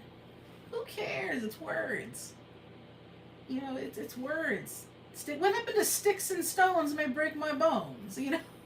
When did we forget about that, you know? Sounds like you're going to wake up with leprosy tomorrow because someone offended you. I get offended by stuff. Actually, I don't really get offended by stuff. I laugh at a lot of shit, but if someone says something, oh well. And that's how I feel about it, is like, okay, like, if people are talking, they're always gonna talk, you know. It's, if you start taking that stuff in, and I was doing that, you know, where I was taking that stuff in so much, you know, and I stopped. I cut the cord on that, you know, 3 weeks ago. I said no more, you know. I'm not gonna absorb it. You know, I'm not gonna, if the shoe don't fit me, I'm not gonna be Cinderella. So, yeah, and those streams get boring anyway. You know, you sit there and you run your people sit there and run their mouth, and it's terrible. It is terrible to sit there and watch people run their mouths and just spew hate. Oh, Wacky's here? Hello. But yeah, I see a lot of those hate streams. And I'm like, oh no, and I click the X right away. I don't even care. I don't even care what people say. That stuff gets boring. But, you know, there's me over here. I mean, this stuff can be pretty boring to other people. I don't care. Just be good people. Be good inside your heart. You put good out there. Good will always come back around. Much love to you too.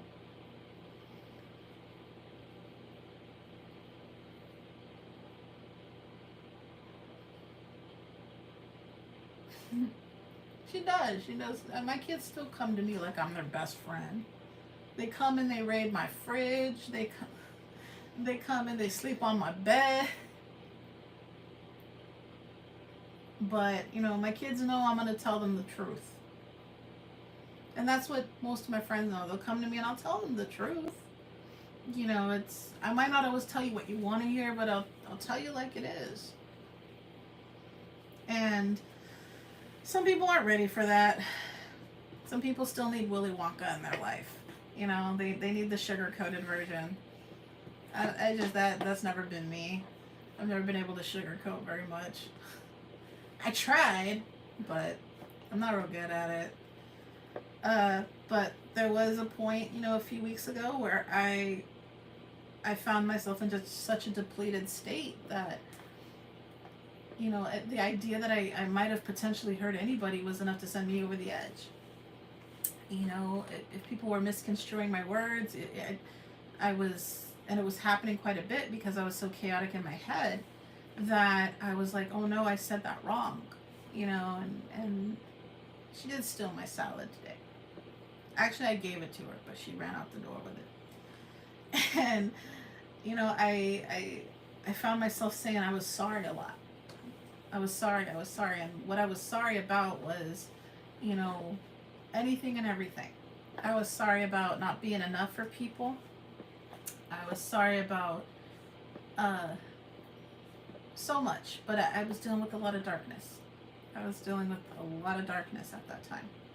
I still am. I mean, you're never not dealing with, you know, you're never not dancing with your demons. You're never not, hey,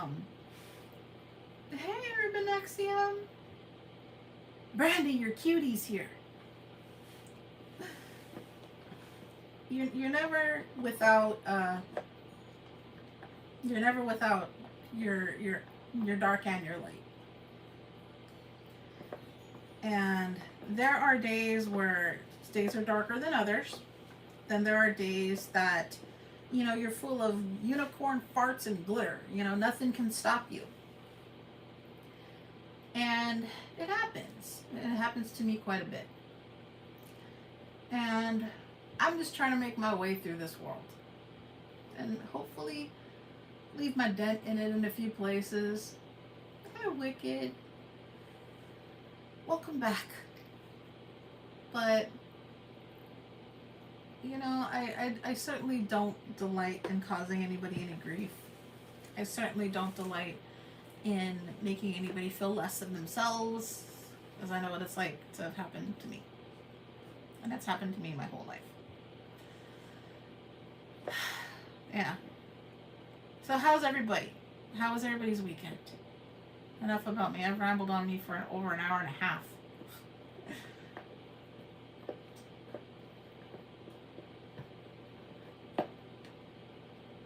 Oh, don't all talk at once.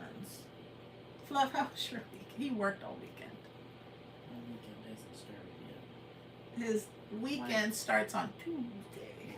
Realistically, tomorrow's my Friday. Tomorrow's Friday for him.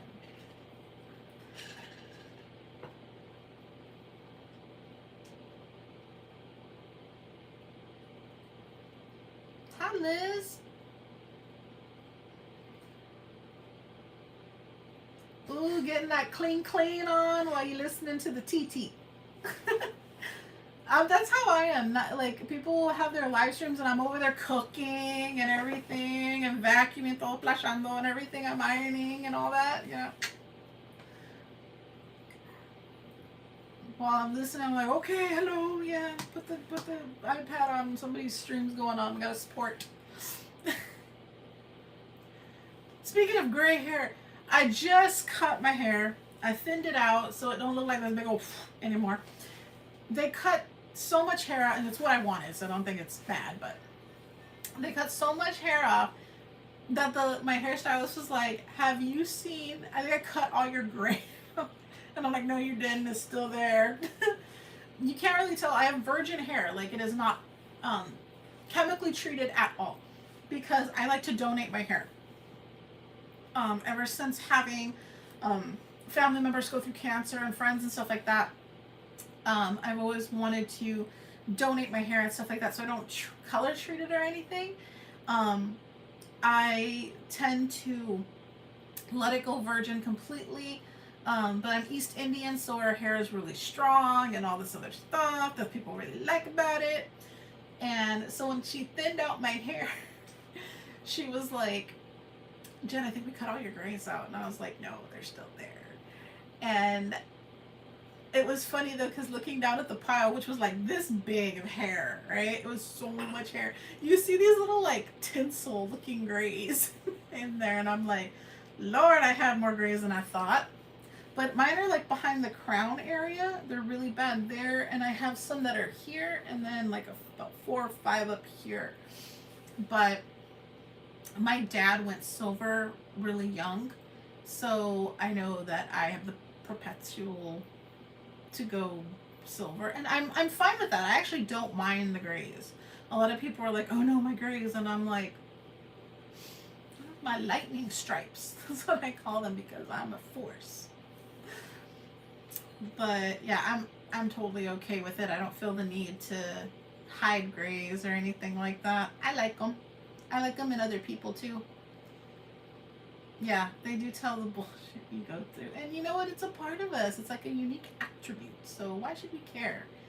I mean, my fiance likes to be perpetually bald at any time. So he has like this, his hair like this long. And he's like, oh no, it needs to be cut. He has more hair in his chin than anywhere else. Yeah, I used to love people that would get the white on their sides. I used to say, like, I want werewolf hair. I used to call that werewolf hair. I thought it was so cool. And I can't, like, honestly, I cannot wait to have, like, more grays. I really can't, because it'll be, like, my natural highlights for once. But, yeah, so, no,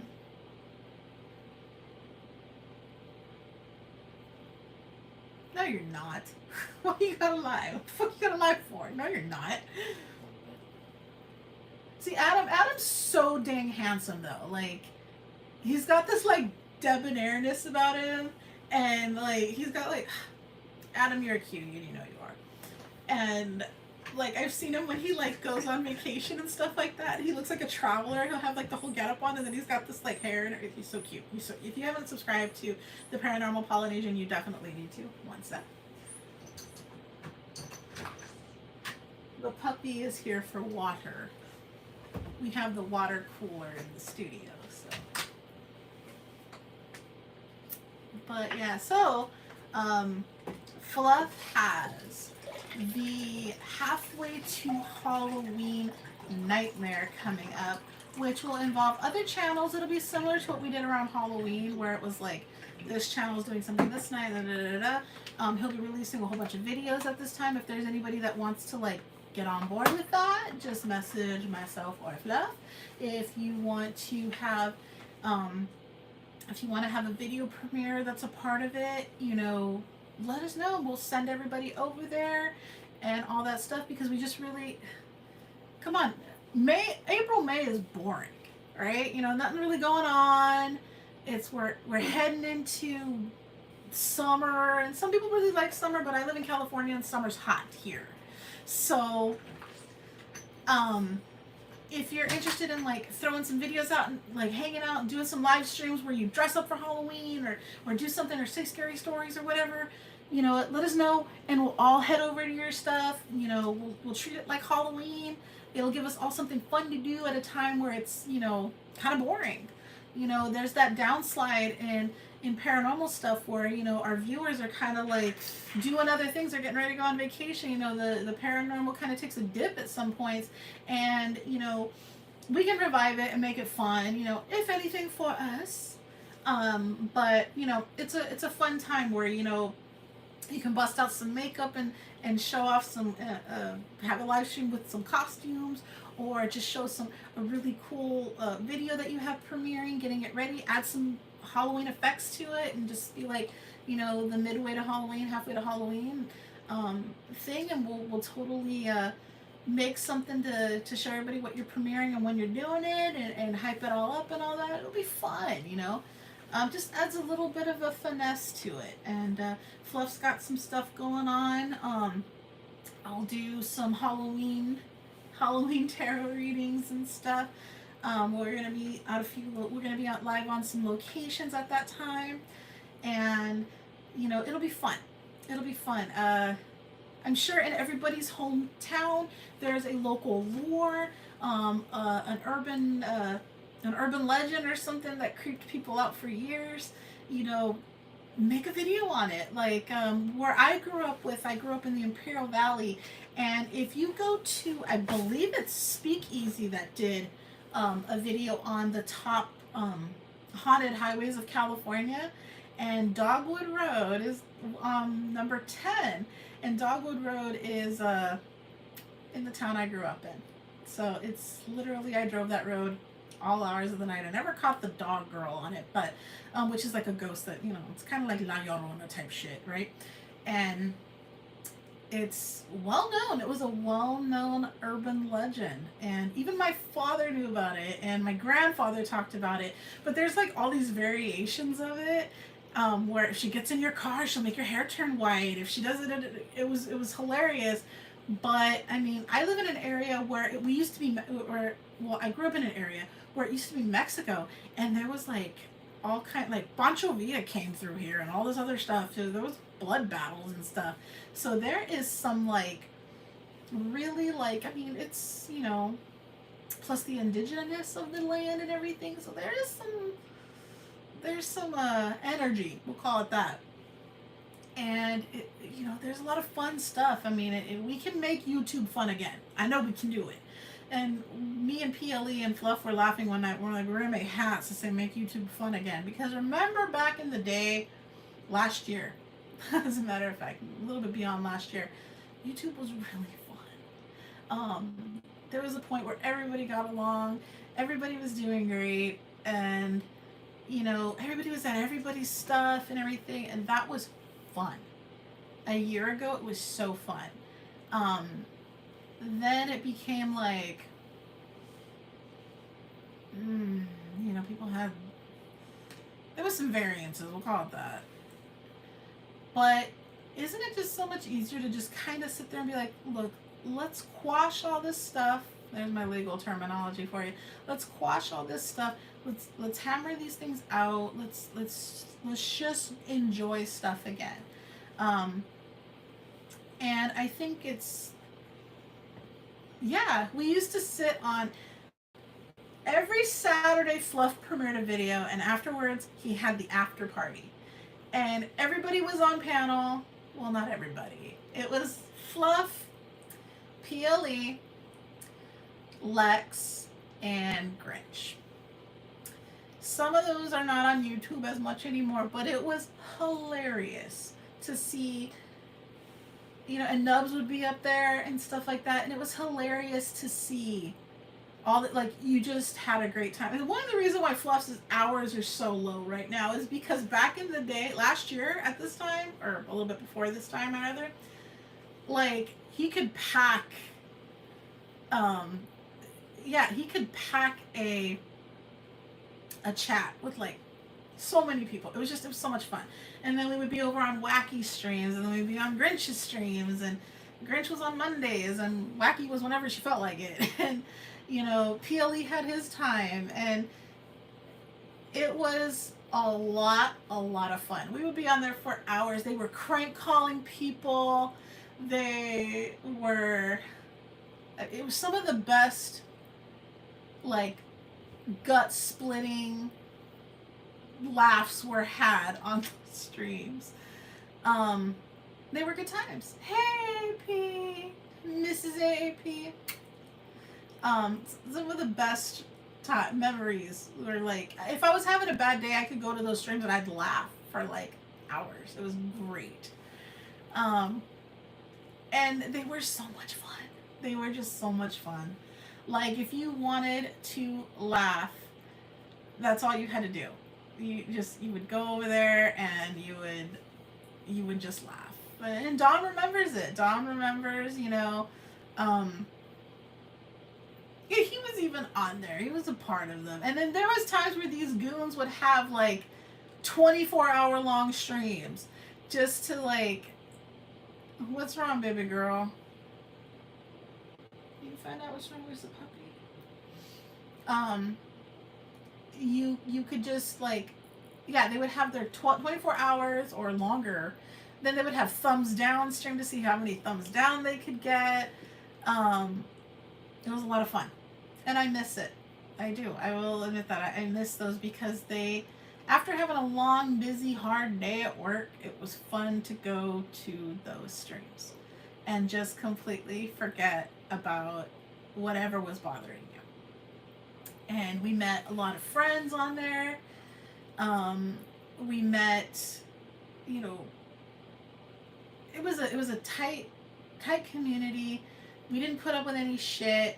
You couldn't come in there and blast your mouth because you'd get booted. People tried. It was just a lot of fun. It was a lot of fun. And anything went, really. I mean, there was some stuff that you would go on there and be like, I cannot believe they said that. And I'm not saying those... I hope the momentum of those types of streams comes back.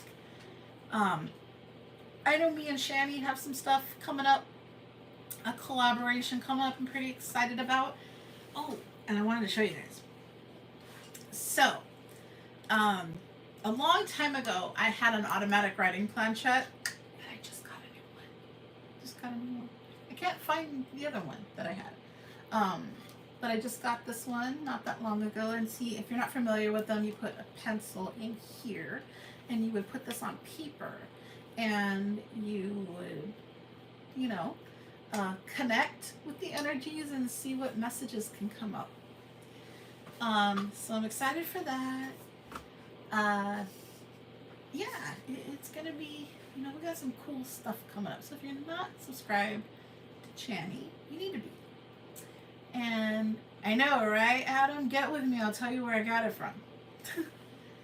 And I like having a lot of fun. I like trying something new, obviously safely as much as possible, but I will be the one that goes above and beyond. I will test limits, but I also do things very safely and as safe as possible, because we don't know how safe we're doing anything. I mean, there's people that sit there and be like, there's some people that don't believe in demons. There's some people that absolutely believe in demons. Some people believe that demons are within us and they are part of our subconscious mind, just like the 72 demons of the Ars Goetia exist. And some people say, no, the 72 demons and the 72 higher angels exist within us. It is our counterbalance.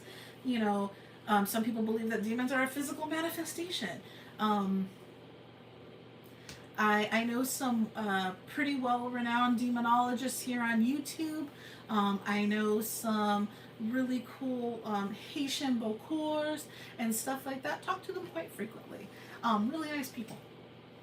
But everybody has their opinion and their idea on something. But I always tell people this, me being a funeral director, I have walked on top of many, many graves. And I've seen people get so much shit for walking on a headstone or walking on a grave. And all these other stuff, and I'm like, dude, I in my job it happens, it happens a lot, because sometimes graves are really close together, and when we're burying somebody, we don't have a lot of room to work in. So like, oh, it's so disrespectful that you do that. and stuff like that. And I tell them, I was like, where do you get that from? That is disrespectful. Not that I'm saying they're wrong. I just want to know where their basis for comparison is or where they're coming from. And they'll say, well, it's just known. They don't really have, they don't have any verifiable proof to that. And I'm like, okay, I'm not saying you're wrong, and I'm not. You know, I could be very disrespectful in doing what I'm doing. And, like, for reals and worse, like right now. But, I tell people all the time, I've never met a spirit that jumped up, and told me that they were pissed at me for stepping on their grave. I've never had it happen, and I'm hoping that the person who believes that that's true has had that happen, because then they would have that verifiable proof.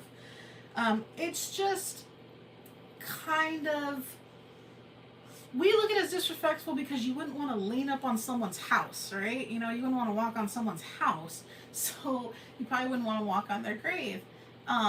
But in Pioneer Park in San Diego, that whole park is a cemetery, and kids play on it and everything all the time.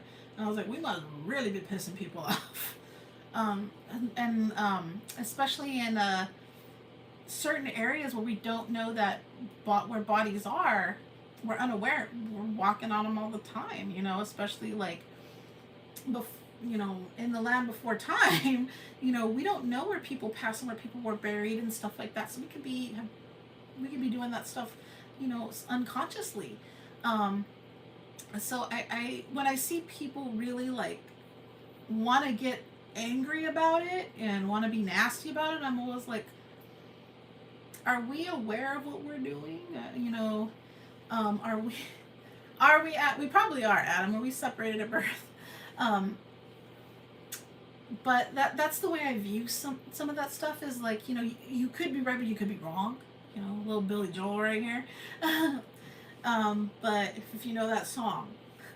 But that's how I feel about it. You know, especially being a funeral director and I've worked in many funeral homes. I've worked for the medical examiner. I've encountered some spirits before, at least what I believe to be spirits.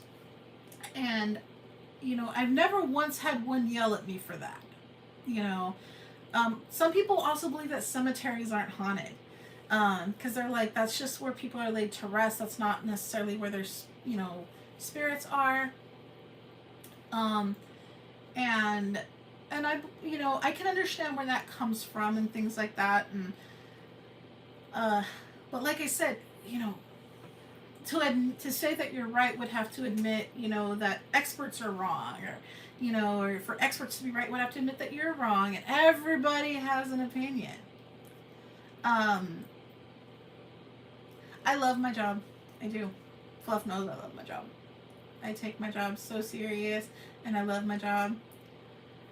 And I love serving people.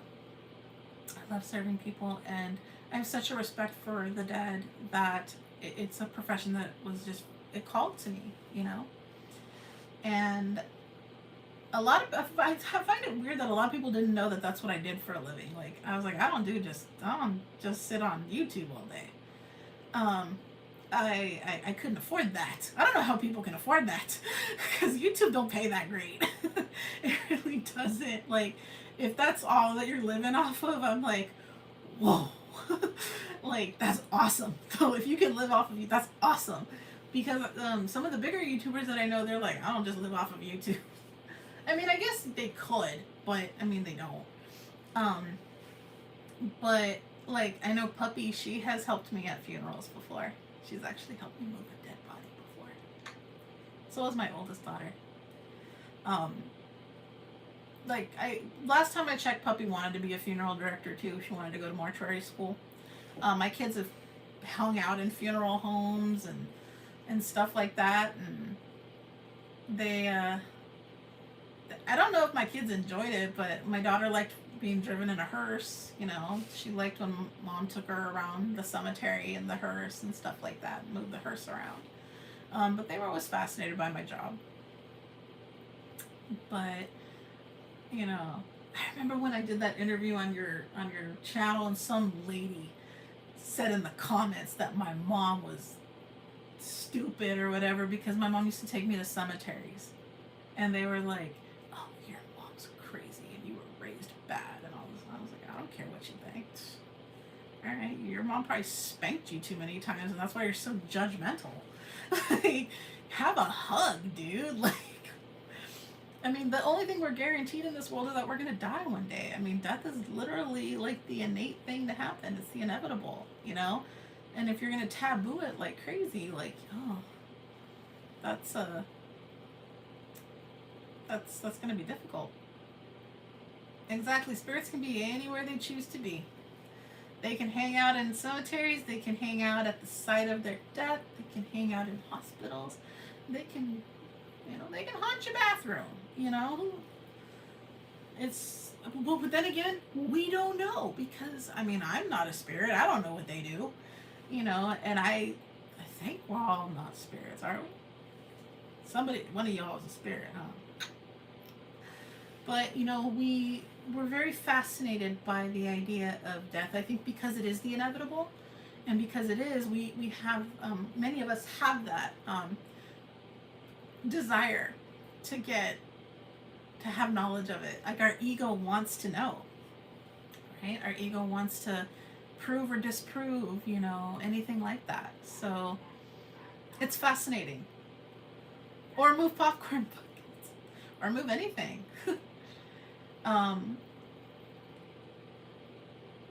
A lot of people are afraid of death like that, though, Fluff. A lot of people are. I remember when I was little, and I might be the only person who ever did this, but when I was little, I used to look at pictures of my mom, and I would cry because I would get scared that she was going to die. And I didn't want my mom to die. Isn't that crazy? Like, I would look at pictures of her being young, like, we were real young, and then I'm like, and I'd noticed that she was older, and I'm like, oh no, my mom's going to die one day. Like, I was little. I was talking like 4 or 5 years old. And I would cry because I'd be like, oh no. But I used to be afraid of death until I had a couple near-death experiences. I'm lucky to be alive. Not only did I have the cocoa disease that put me in the hospital for a month, I flipped a car. I rolled it 6 times.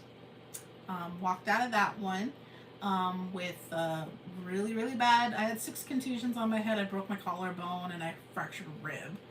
But car didn't survive, obviously. But I've had them. I've had near-death experiences, and it's interesting. Like it's how some people are like, are you afraid? And I was like, after the car accident, I don't think I was as afraid anymore, because I think because I came so close to it that I was like, I was inches. I mean, I had a door frame sitting on my neck and I couldn't move. Like, one more inch and that could have crushed me. I think at that point I was just, I don't know if it's accepting, but I believe in angels at that point because I know my grandfathers were like, you ain't going nowhere yet, But I think that's what happened with me was I stopped being afraid at that point. And I know some people are glad I'm still here. Some people are like, waste of air. But that's okay. I ain't here for the applaud of anybody, really. I'm here to have a good time. Maybe not for a long time, but at least a good time. But, I'm glad you're all here. That's always awesome. Adam's gonna go knock on some doors. But yeah, I know I've never really done a stream where I've just kind of sat and talked and caught up with anybody or anything. I've been on plenty of panels. I've been on, I've done my live streams, but they're mostly like, reading cards and stuff. I don't really get to sit and talk and view things and stuff like that and interact a whole lot. But I wanted to at least do that because I know a lot of people were like, what happened?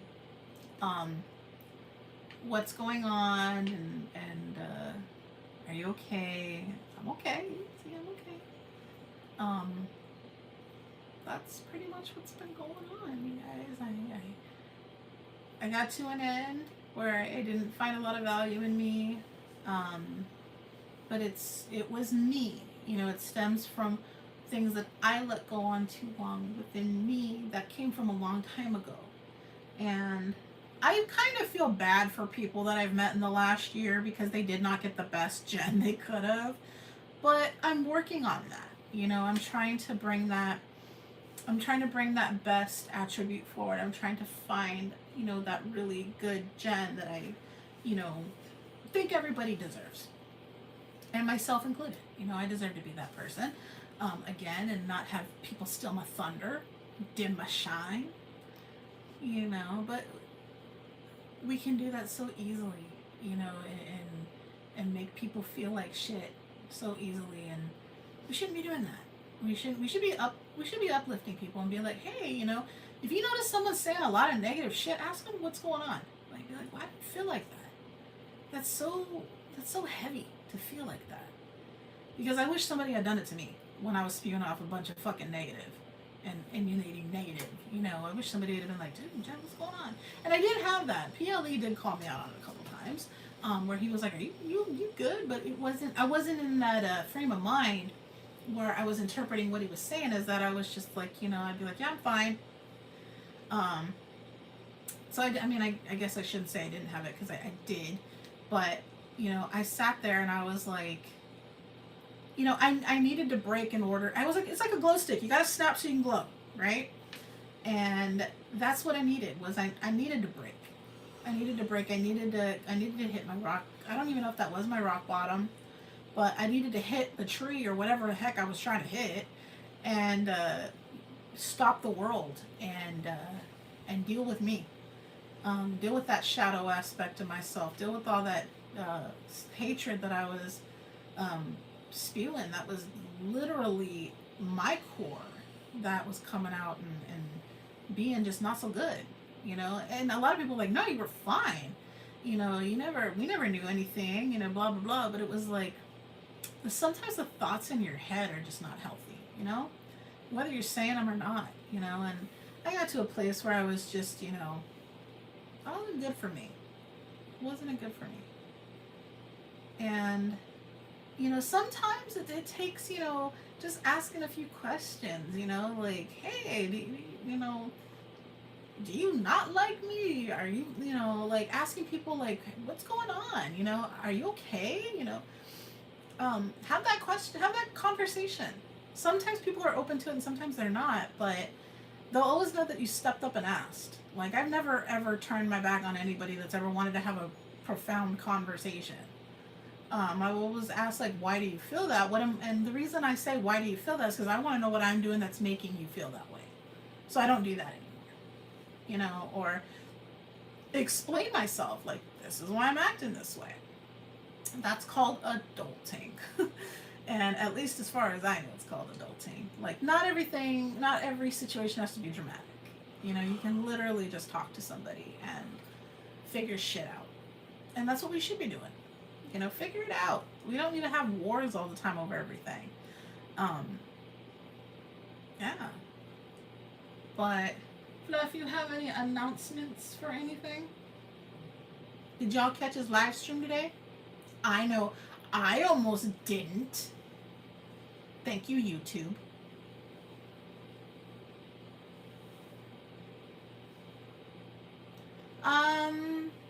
I can call people out, but I don't always do it. I think I call things out in general, and if the shoe fits, it fits, right? But if I have an issue with somebody, I go to them. I'm not going to do it in public. It's nobody else's business between me and that person. And I talk it out. You know, I'm like, what's up? Then there's times where I'm like, I sit and I wonder what it is about me that's getting upset, or what it is about me that's having this situation. But I will go to somebody and be like, dude, what's going on? And I've had it where people are like, nothing, everything's fine. And it's not fine. I know it's not fine. But that's where they're at and they're not ready to open up, or if they ever will be, that's whatever. Um, and I can just, all I can do is just carry on, and I do. I'm not going to stop being me because of other people's feelings that they're not opened up to. It's just not going to happen. I've worked too hard on myself to let other people's feelings project onto me. You know, I'm like, you said everything was fine. You know, if it's not fine, then it sucks to have to carry that until you're ready to be open. You know, just say it, you know. But yeah, Fluff had a live stream today and I almost missed it. I never got the notification. I was watching FaZe Rug's video, his video series, Penny to a Tesla. So if you guys aren't familiar with it, it's where he traded things up in value so he could get to from having a penny to being able to trade it up to a Tesla. It's very interesting. And I happened to be watching that, and I it exited, and I scrolled, and I saw a picture of Fluff, and it said live on the corner, and I was like, wait a minute, and it looked just like the last one he did, so I wasn't sure, and I was like, is he actually like click? And there he was, and he was only live for like 2 more minutes before he was done. But I saw a few people in there. I got to see Supa, which I haven't seen in a live in forever, which is Fluff's best friend. Hey, Marianne. I got to see Fluff's best friend from Massive Two Shits, and I said it. Did you know that people in Massachusetts can't spell? Because the town that he's from is spelled Haverhill, but it's not called Haverhill. What's it called? Haverhill. It's not spelled Haverhill. It's spelled Haverhill. And apparently, there's another one. It gets worse. It gets worse, you guys. These cities get worse. And I'm like, that's not how that, but that's how it's said. And I'm like, you know what, dude? You took the English dictionary and threw it away. Worcester sauce? Worcester? I mean, that's closer than Haverhill. And then I didn't know that they called liquor stores Packies, so I make fun of him for that every so often. I'm like, where are you going, the Packy? Worcester sauce. Wash your sister's sauce. Wash your sister's sauce. I know, right? And Utah's bad too. I'm always like, wait a minute. Y'all don't spell correct. Wait, what? I know because I was in Utah, Tooele? Tooele? Ogden, Utah. Ogden? Damn, Book of Mormon City. Oh, man. Yeah, English language. Two Willies. But no, and I think in California we have a few like that. But like Fluff, we were driving up northern San Diego, and he was like, "What's La Jolla?" And I was like, "That's La Jolla." But then, I mean, that's just Spanish though. But like those words are supposed to be English, and they're not spelling them right. That's okay. I tease, but I mean, I do it playfully. I'm playful. Is it pronounced Evart? No, there was one that we were on someone's panel. There was some cities, man, and Evart, yeah. And, there was some cities in Massachusetts that I was just like, what? There was some. What was some of them? What city is Grandma from? She's from. See, but Methuen is spelt like Methuen. I couldn't pronounce it the first time. He was like, okay, what's the first 4 words? And I was like, meth. And he was like, meth what? Methu. Okay, Methuen. All right, I got it. So it's just Vart? If it's the E silent. Puppy, leave me alone. I'm having fun with my friends.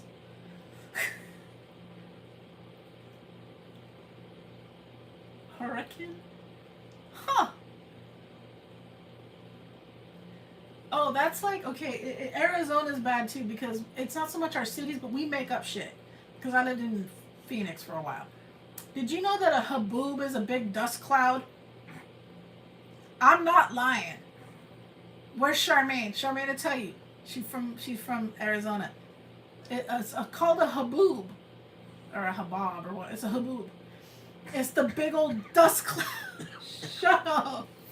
It's the big old dust cloud. And I remember, see, she knows. When I first moved to Phoenix, and my ex-husband was like, "Oh yeah, we have things like haboobs here," and I was like, "You have what?" Haboobs. And he was like, "Yeah, that's what those big dust clouds are, because they have dust clouds that like swallow the city." Okay, like you can look them up on YouTube. Look up Arizona haboob, exactly, and you'll see it. And they're like, there's the city calls it like a natural disaster. Like you're not supposed to leave your house when these happen. The last one was massive.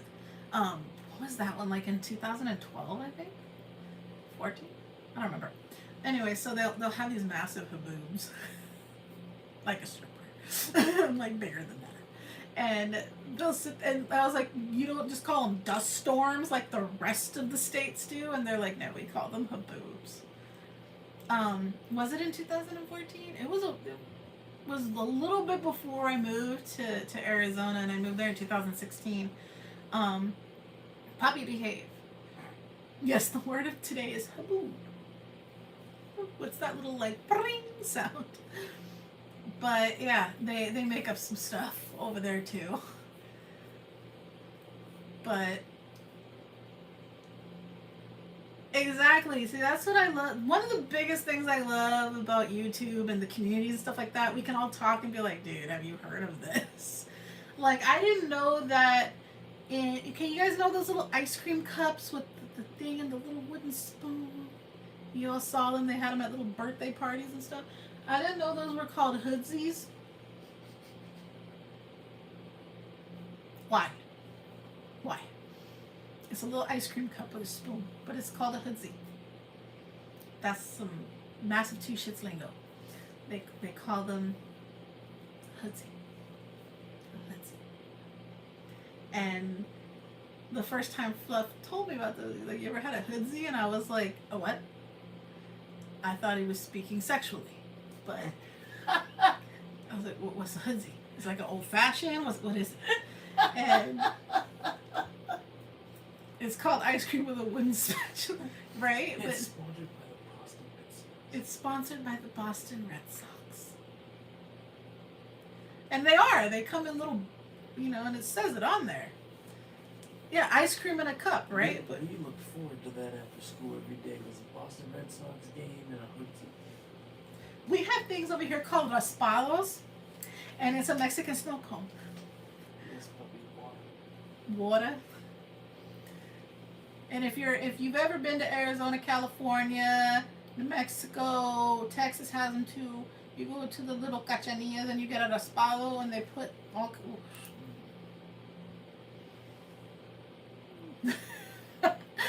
No, he was like, "You ever had a hoodsie?" And I was like, "Say what now?" But oh, dude, if you never had a raspado, they come in all flavors. Like you can get like tamarindo or tamarind. You can get like pineapple and mango, and they put like chamoy and stuff. And you never had a raspado at Disney. What did you have at Disney? You had me try something when I went to Disney. You had a churro. Not the churro. It was something like a frozen like a dessert. Oh, The you girls loved. Dole Whip. Oh, Adam, slap him. He doesn't remember what Dole Whip. He doesn't like pineapple, so. I don't like the little wooden spoons in the hood because they make the ice cream taste weird. Like they have a flavor to them. It's weird. At least that's me. I don't know. And then they're like, the cool thing when you go to the little Raspado stores, like they have fruit in a bag usually. Uh-oh. So DoorDash screwed up. I get mad when my DoorDash comes messed up. They do taste like when you go to the doctor and they put the tongue depressor on you and it had that weird ass flavor and it suck all the spit up out your mouth. Yeah. But nah, you like the Espado people, like they have like fruit in a bag or a container, and it's like they chop up all kinds of fruit and stuff, or you can go get like a big ass corn and they put all kinds of stuff. You get a 20-pound corn and they put like mayonnaise and cheese and lemon. I'm Mexican, so we eat some stuff. And it's cheap. Or then when you get chips and they put like nacho cheese and chili and stuff. Ooh. I can't eat that shit no more, but they used to be like when I was younger. But yeah, I'm on a mission to get Fluff to try new things. And he's some things he's game for and some things he's like, no. Like, I got him to like asparagus and cauliflower. He didn't like those before. Hi, Eli. Okay, Adam, now you're part of us because we've been ketoing too. It's a little on the dirty keto. Ooh, dirty keto. But you know, because we still eat like, you know, the carb-free bread and stuff.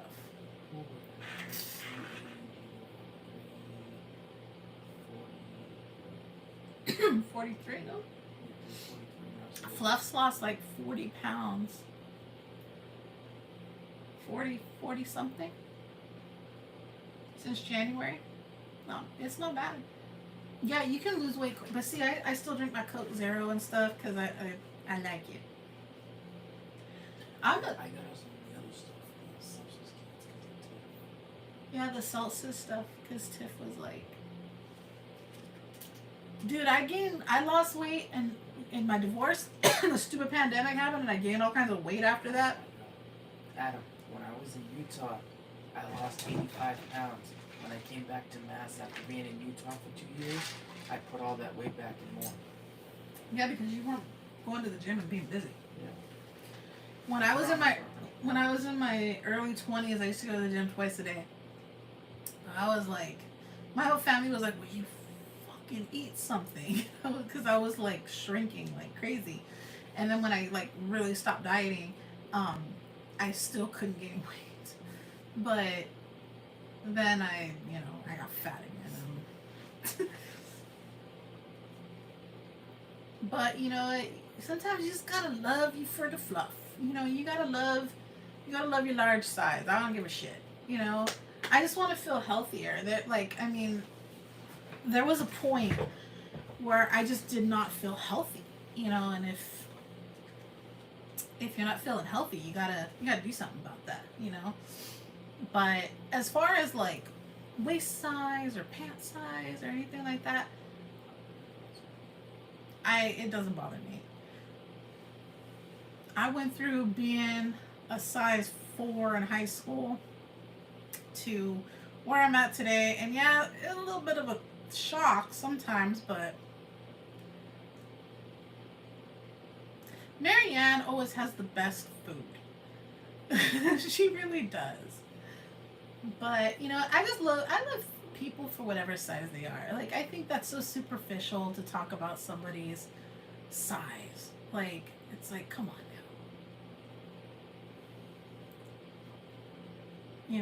I used to call my cat Fatty Bumbleaddy because he was chunky and he's so damn cute. But if we were all supposed to be a size 2, wouldn't that be boring? But I will tell you, the worst thing you can do is eat a whole bunch of sugar-free candy, okay? You will have a necromancy of mass proportions going on in here, and you better cancel all your plans for that day and the rest of the next one, and get you a long extension cord for your cell phone charger, because you're going to be in the bathroom for about 2 or 3 days. It happened to me. She's seen it and she's called me out. I told him, I was like, you keep eating those fucking sugar-free Reese's Pieces. Reese's peanut butter cups. Because we first started it, I told him, I was like, you can't really have sugar, da-da-da-da-da. And so I bought him a bag of sugar-free Reese's peanut butter cups because he loves Reese's. And I was like, these things are good because they taste just like the regular ones. But you can only have like 2 or 3, and there's a little tiny things. So of course, old Fluff could sit there and eat the whole bag, and then want another one. And I told him, don't do it, don't do it. And what did he do? He ate the whole bag. And have you ever seen the movie I Hope They Serve Beer in Hell? Remember in the beginning when he was like shitting himself walking to the bathroom? It wasn't that bad, because I probably would have thrown him out and hosed him off, but no, but he was sitting there going, oh sh, and like, and there was like a fire in his hole, you know? And I was like, babe, you still in the bathroom? And he's like, oh, no, you need some water or something? You need a can of Febreze? Like, and he was like, oh, what, no more. And that was a lie, because he ate some the next week. Because it was like Valentine's Day the next week. I told him, I was like, well, you just jump-started your keto adventure, huh? Pooping out stuff he ate last year.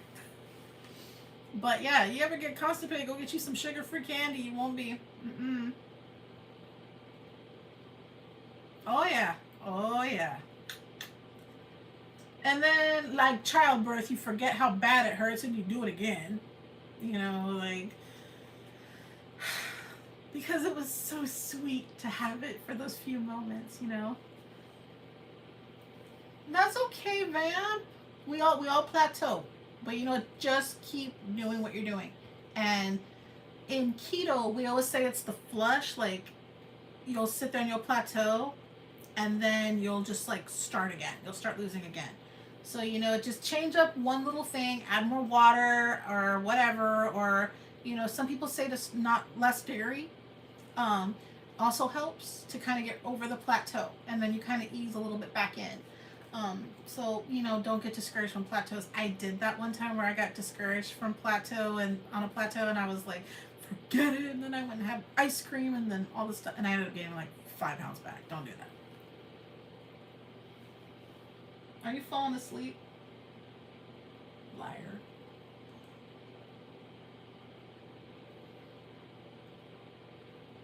Mm-hmm. See, if they didn't have Coke Zero, I'd be dead, because I would have been, I'd have crawled through. Sprite Zero. He likes his Sprite Zero with the Torani watermelon syrup in it. That's like his new crack right there. Nice. Cherry Coke Zero is life. It really is. Some people don't like cherry Coke because it tastes like cough syrup, but cherry, like, yeah, the cherry Pepsi, the Dr. Pepper Zero is good. But, you know, honestly, you know, you shouldn't be drinking too much soda, whether it's diet, zero, whatever. You know, it's still chemically, but, you know, if I don't have it, I'm probably going to be wearing an orange jumpsuit. Because something bad, there's going to be some smoke in the city. Like, there's just, you know, don't take it all from me. Don't take it all away. I can do water, you know. I drink my water. Don't think I don't. But, you know, there are days where you need some caffeine that isn't coffee or tea. I like tea, though. I do. I like my tea. If you've never had black currant tea, that stuff's good. That's really good. I like black currant flavored pretty much anything, because I probably don't belong in the United States. I belong in the United Kingdom because I enjoy black currant so much. Vodka Vamp knows about black currant. That stuff's good. Puppy does like peppermint tea. She likes her peppermint black tea.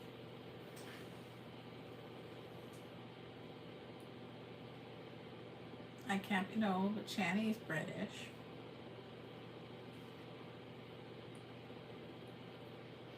Yeah, I got Fluff into sugar-free creamer.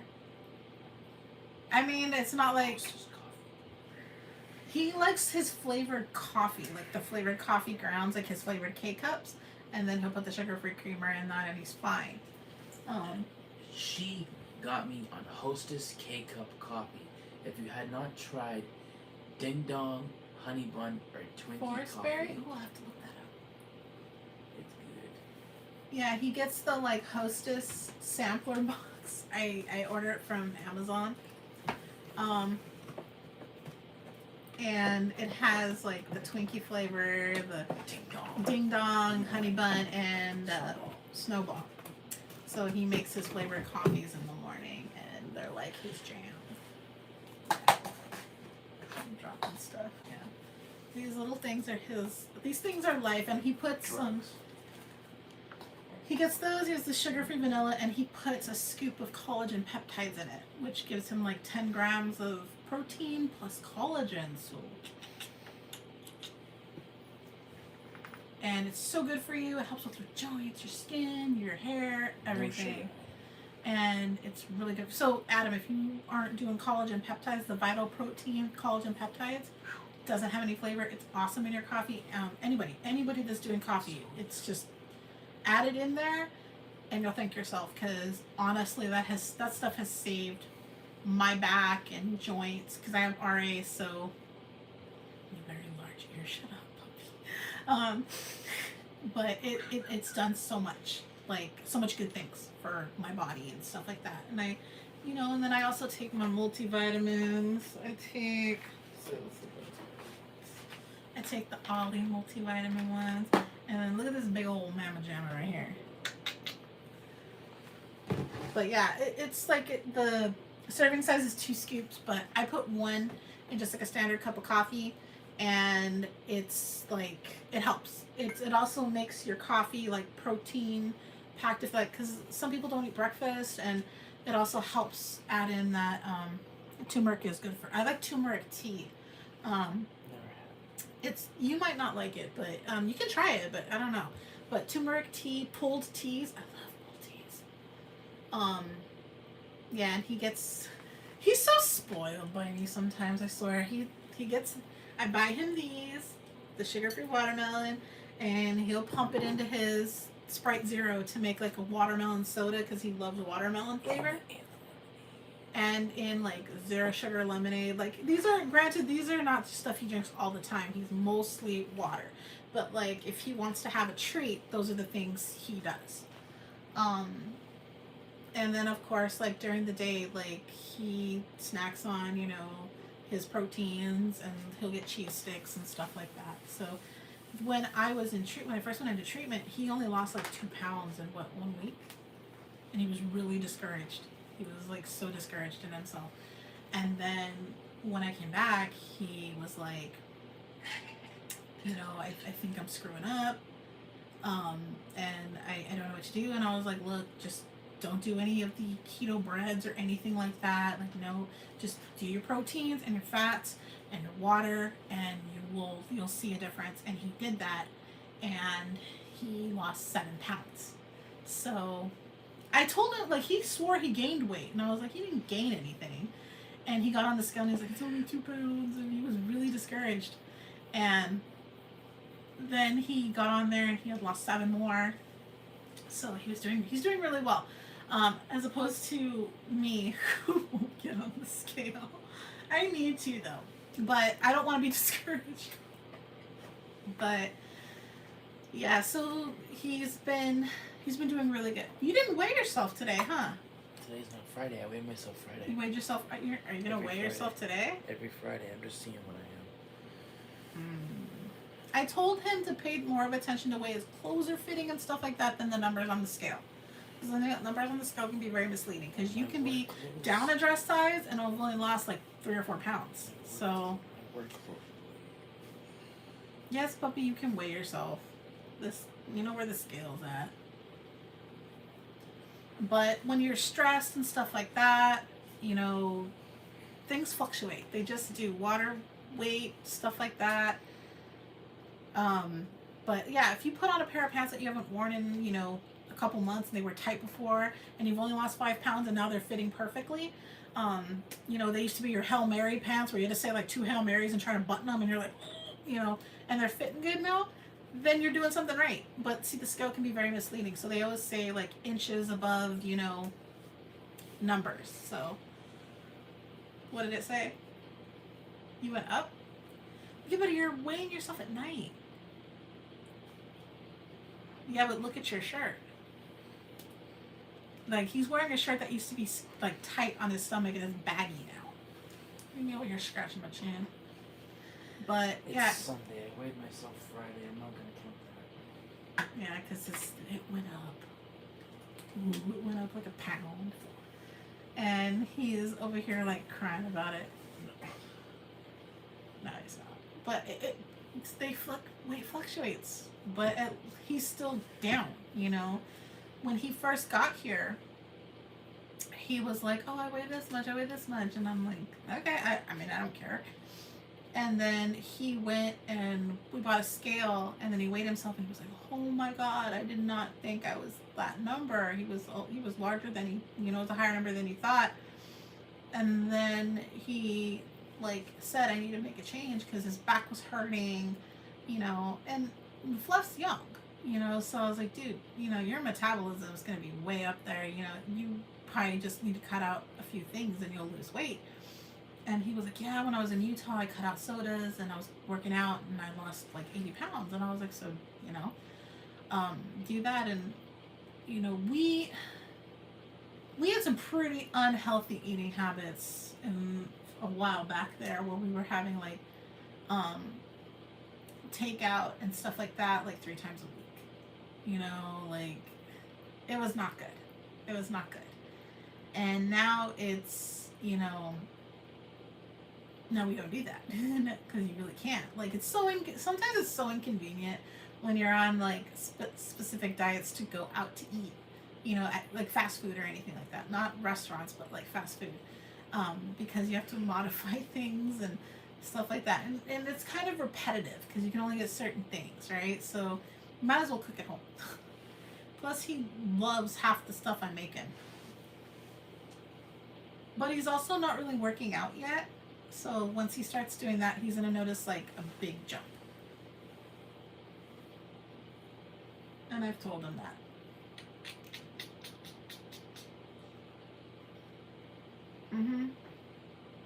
And don't weigh yourself at night. Like, he's weighing himself at night.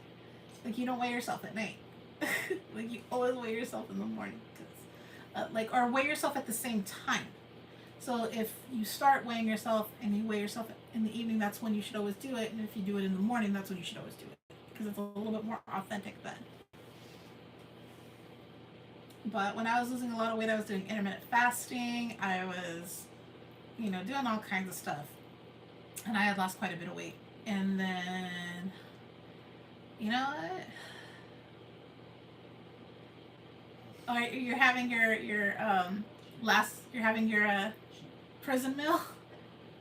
That's what I call it, like your Green Mile meal.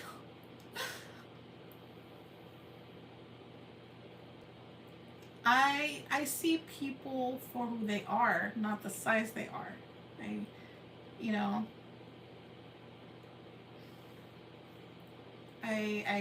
I can't. I've never been able to be shallow. So, hi, pup. I've never been able to be like that. So I've always been like, you know what? I like different shapes and sizes of everything else. Like, why can't I appreciate that in people? So I've just never been big on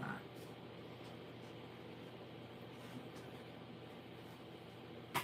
My daughter has come to weigh herself. What's going on? You step your foot on it. One foot. So cool. Yeah. Oh no. You gotta look straight, kiddo. You can't be bent over. No. I'm just me. Turn it off. I don't want to look at it. You didn't like your number or what? No. Why? What is it? You're gonna tell me. You're gonna tell me.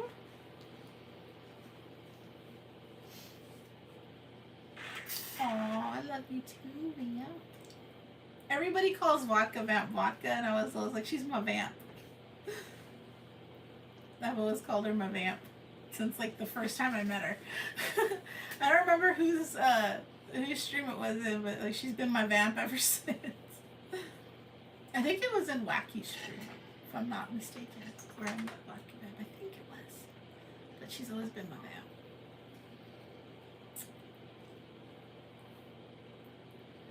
and she is like the ultimate supporter. She says her, Charmaine, Jenny Mod Goddess, all of them, they're just so phenomenal of people. They're so supportive of everybody.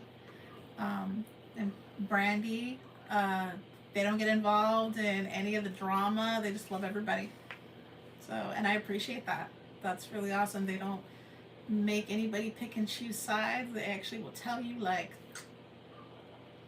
you know, you can kick rocks with that idea. I'm gonna love who I love, and if you don't, you don't. That's your problem. Yes.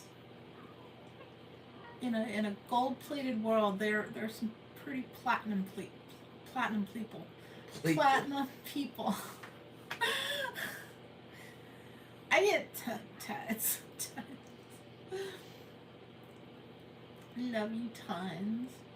And I thank everybody so much for sticking around for like almost 2 hours. And Charmaine does, and she's so supportive. She buys merch. She's at every stream.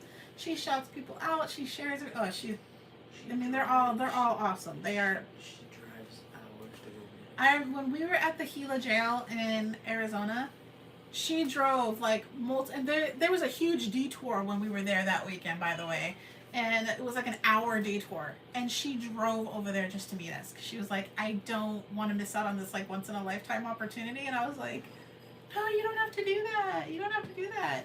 You know, it's okay. And it was late too when she drove out there, and so we're like, dude, you're investigating with us. So she stayed for as long as she could, because she had her daughter and stuff with her. And we were like, you know, did you want to see the jail? Do you want to stay? She's like, I do. And we always want people to come and hang out with us. We always want to share that experience. We had Kill Huck there. It was so much fun. It really was. He's a phenomenal person. Lots of fun. You know, as most content creators are. They're a lot of fun. And I mean, I'd love to film with everybody and stuff like that. You know, I think everybody brings something really cool to the table, and I can't wait to go and see Wicked. He's up in Northern California. Well, Midway, right? Northern Midway. Up in the San Francisco area, and then Adam is in Utah, but he travels a lot. So when he's up in our neck of the woods, we're gonna go and have Korean barbecue or something. But yeah, there's just so many really, really cool people. But, you know, and if I ever make it out to Canada, we'll go visit Dom. Because he knows where all the really cool haunted locations are. But yeah, there's so many places I want to see. So many. Like, I just saw, like, what's his name? Like, Corey from, well, y'all know Corey Schreiber, where they were at the paranormal or poltergeist house in the UK, and I was like, And now imagine a big group of us doing that location. Wouldn't that be crazy? Like, because they say the energy in that place, ooh. But, you know, I'd like to, they finally opened up the Whaley House to doing investigations. So I can't wait to hear back from them so we can get that set up. That'll be a lot of fun, but I want to see if some other people want to go and do it with us, because Fluff wants, he's dying to go to the Winchester House. When I was married to my first husband, we went there on my honeymoon. I know, we gotta go see Brandy and stuff, because she likes to go hike and see pretty stuff, and she knows some creepy locations where she's at. And then we gotta go to Canada and pick up Urban Exium and bring him with us. Drag him all the way down there. I know, isn't the Whaley House cool? I've been to the Whaley House so many times. I mean, hello, we like live right by it. Hi, my V. V is awesome. I love her. She's somebody, like, when we went out back to Arizona, I got to meet her and her amazing baby, and just, she is a phenomenal person. Like, she really is just, like, She stole my heart. And her son is just amazing. Very, very adorable. I love him to death. We were feeding him Pringles when we were over there. So for his birthday, I sent him a case of Pringles, and a Spider-Man watch. But like the Pringles was because he loved Pringles. So I was like, I'm gonna send him a whole big old box from Amazon, and I did. But yeah, there's so many places I want to go travel to and see and stuff. It's just like financially, and then obviously the gas prices had to go up. Love you, Doris. Have a good night. Yeah, they are going down, but still, I mean, it's still pretty high. Like, considering where we live, it's still pretty high. Like, our gas is still like $6 a gallon. Yep, they are. We had just gotten in contact with them for the Whaley house, so we're waiting to hear back for some more stuff and then get that all set up. And then eventually, whenever the Queen Mary's back in business, like, I haven't been on that ship in a while, I've never been. and I've been dying to take Fluff because he's never experienced it. He's never experienced. If you've been on the Queen Mary, you know the smell of the Queen Mary, and that was one thing I remember when we stayed there for a week, that I was like, this place has a smell, like, and it's not a bad smell. It's a smell, like old library and antique store and like, I don't know. It's ask her, she'll type. It's funny how my daughters know more about some locations than Fluff does. I want to go to that scary room. What's it B? What my daughter down there, B340. Yeah, because we went there because the manager wanted. So you want to hear a really cool story about the Queen Mary? So we stayed there for a week during Thanksgiving vacation for the kids, and we had like this corner room that had corner suites that had 2 rooms, right? And one day we left to go do stuff in Long Beach, and we came back, and I don't know if the maid just got scared shitless or what happened, but for some reason they took our stuff and just threw it in the hallway and left it there, like the bedding and stuff like that. They never picked it up or anything. And granted, our room was like in this little alcove area, so it wasn't like you saw it from the general hall. It wasn't like its own little corner area. And we came back and we're like, what the fuck is this? Like, and they like didn't dump our trash. Like, it looked like somebody walked in there and attempted some stuff and left. And we went downstairs and we're like, dude, what gives? And the manager was like, I'm so sorry, they comped us a night there and all this other stuff and gave us some free meals. But then the manager was like, because we had to wait for them to come and they had to have somebody come up there and fix the mess that the other maids left. And while they were doing that, the night manager was like, you guys want to go on the tour? And we're like, well, we've been on the tours. And he was like, you ever been there? And you ever been to the engine room at night? It was like midnight when we were there. And so my daughters were like, yay. And granted, I wasn't on YouTube at the time, so it wasn't like I was over there, oh, I'm gonna film everything. But my youngest daughter, with her little tiny like $20 phone, because she was young at the time and she wasn't gonna get put on nobody's plan or nothing, you know? And she's over there filming this little tiny ass phone. And she's talking to the manager and she's like, we were looking for this one location where the guy was slammed in the door and he was like, turn around. And she looked and she was like, oh, there it is. And she's like, film it. She was so excited. The propeller room where you can look down and see the propellers of the ship. Like, I have a fear of deep water. Like, not like pool deep, but like 50 feet, etc. So to look down there, I was like, and there's my kid, like with her phone, like snapping pictures, throwing quarters. She was having a blast. But they took us through the back area of the ship and we got to go touch like the front end of the ship, like go through the hallway. It was like, yeah, it's such a mood. Like and they have a light on it and it's like real, the ambience is like, woo. But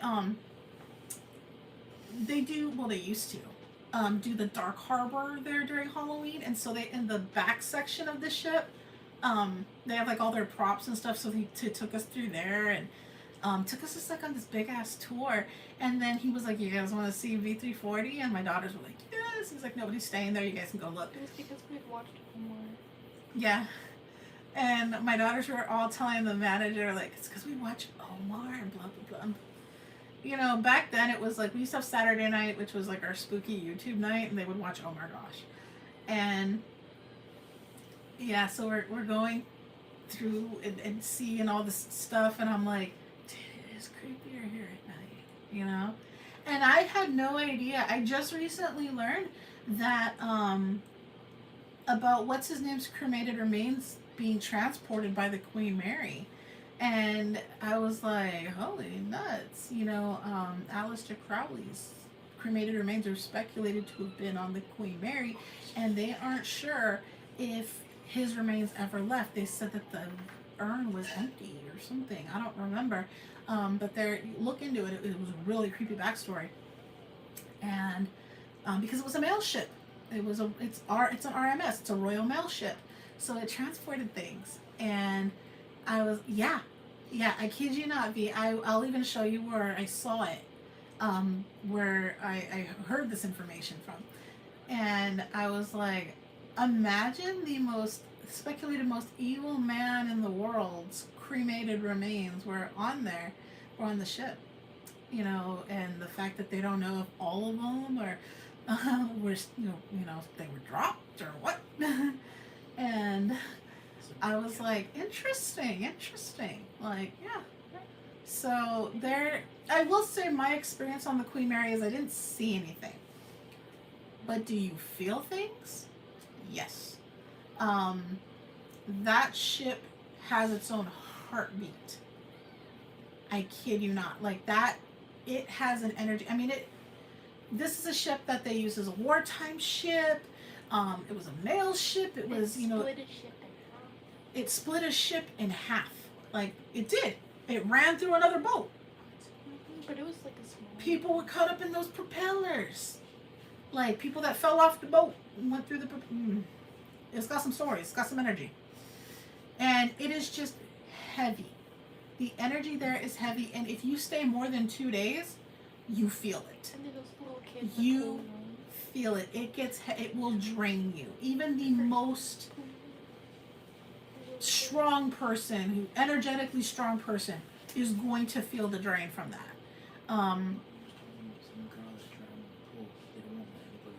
Yeah, that's one of the biggest stories about the little girl that drowned. You see the little wet footsteps and stuff like that. Well, for the longest time, the pool wasn't open. Yeah, because they were remodeling. Because they were remodeling it because it wasn't safe. Yeah. Now, I don't even know if I could go in that room because empty pools scare me. So I'll go, but I won't be near it. What, the pool? You're afraid of water anyway, though. There's no water in it, is it? Well, there wasn't, but you know, to me, like an empty deep pool.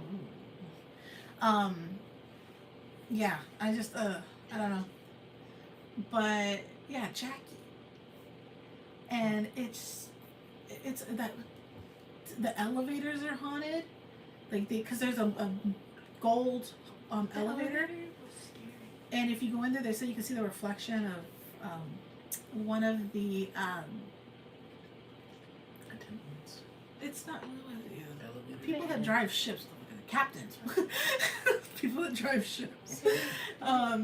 You can see the reflection of the woman in the dress, and it's intense. It really is, and it's like the other one is the nursery. Like there is a man that haunts the door to the nursery. That if you go over there and you mess with that door, he don't really like it. Well, you know, pardon my ass, I don't remember everything. But, you know, he don't really... The cruiser! Who cruised the ships? But no, if you play with that nursery door, he don't like it because I guess his daughter died. And, I mean, I don't remember the whole story, but he really doesn't like it. There's just so much energy. And then you can go into like the sick bay where they had the sick bay for the ship is where they kept like, you know, people that were real sick, and they kept prisoners there because it was a wartime ship. Yeah. Wicked gonna go over there and piss off some spirits. He's gonna pull a Zach bag in. We're all gonna go home with demons. You'll come in there and go, you want it, you got it.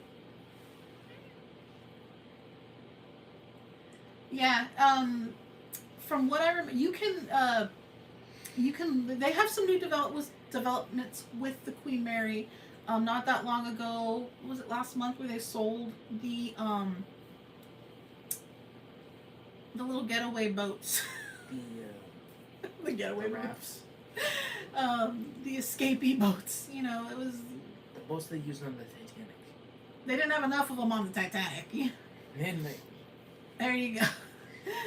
And, you know, the lifeboats, yes. There you go. On the Titanic, they were the death boats because they didn't have enough of them. But no, they auctioned them off, or they, you know, did what they did with them, sold them off and stuff like that. And that was last month, a little bit, maybe a full month before. I guess the city is going to absorb the cost. They were trying to avoid it because the management company for the Queen Mary was supposed to be handling this shit, and they didn't do it. Don't you love that when you pay someone to do something and they go, oh yeah, I did it, and they never did? Huh? But yeah, so they're working on the restorations, but it's such an expensive project. So one of our good friends, her fiance, works on the Queen Mary, so we kind of have a little bit of an insight on some stuff. But you know, they do plan on reopening. In what capacity, I don't know if it's just going to remain a maritime museum, or if they're going to open it as, you know, the hotel again. I can't imagine them not doing it, but I do know there was a lot of restoration work that needed to occur, so maybe they'll only open a part of it. The grand ballroom is beautiful. I know some people had actually paid reservations for having their weddings there that they weren't refunded for because that management company fell through, and stuff like that. So a lot to go on. But I mean, even if they opened it up just as a maritime museum, you hungry? Even if they open it up as a maritime museum still, and that's it, I mean, that would still be pretty cool, you know? I'll pay them extra to get in. Pay them extra on what, Monopoly money? Fluffy gonna sell his buns to get into the Queen Mary. We got some butter and jam. I would have loved to have gotten married on the Queen Mary.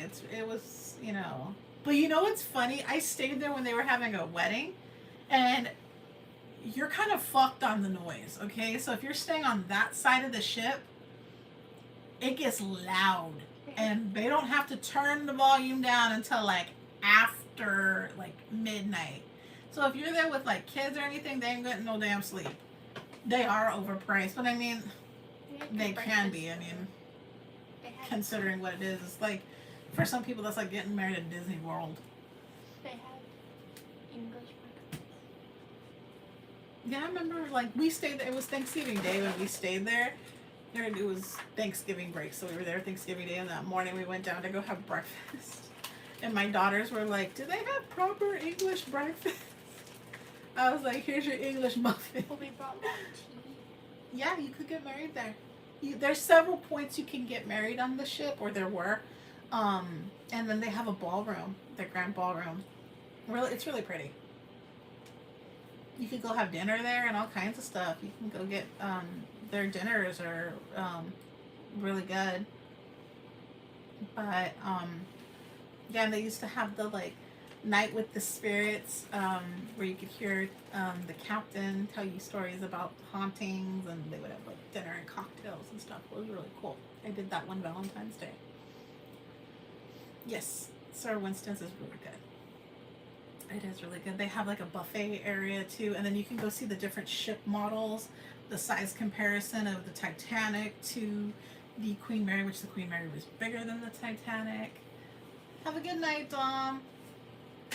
And just, it's fascinating. It's fascinating, and most people don't realize that the Queen Mary is a floating vessel. It is chained, but it's floating. So, certain nights you could feel like a little bit of the swaying and stuff. I know, ghost stories and cocktails, that's awesome. Like, I would love to go to, like, take a bunch of friends and go to one of those murder mystery dinners and stuff like that, and just sit, but have it be like a paranormally one. Yeah, that bar, that Captain's Bar, they had some like some of their stuff was expensive, but some of their drinks were really good.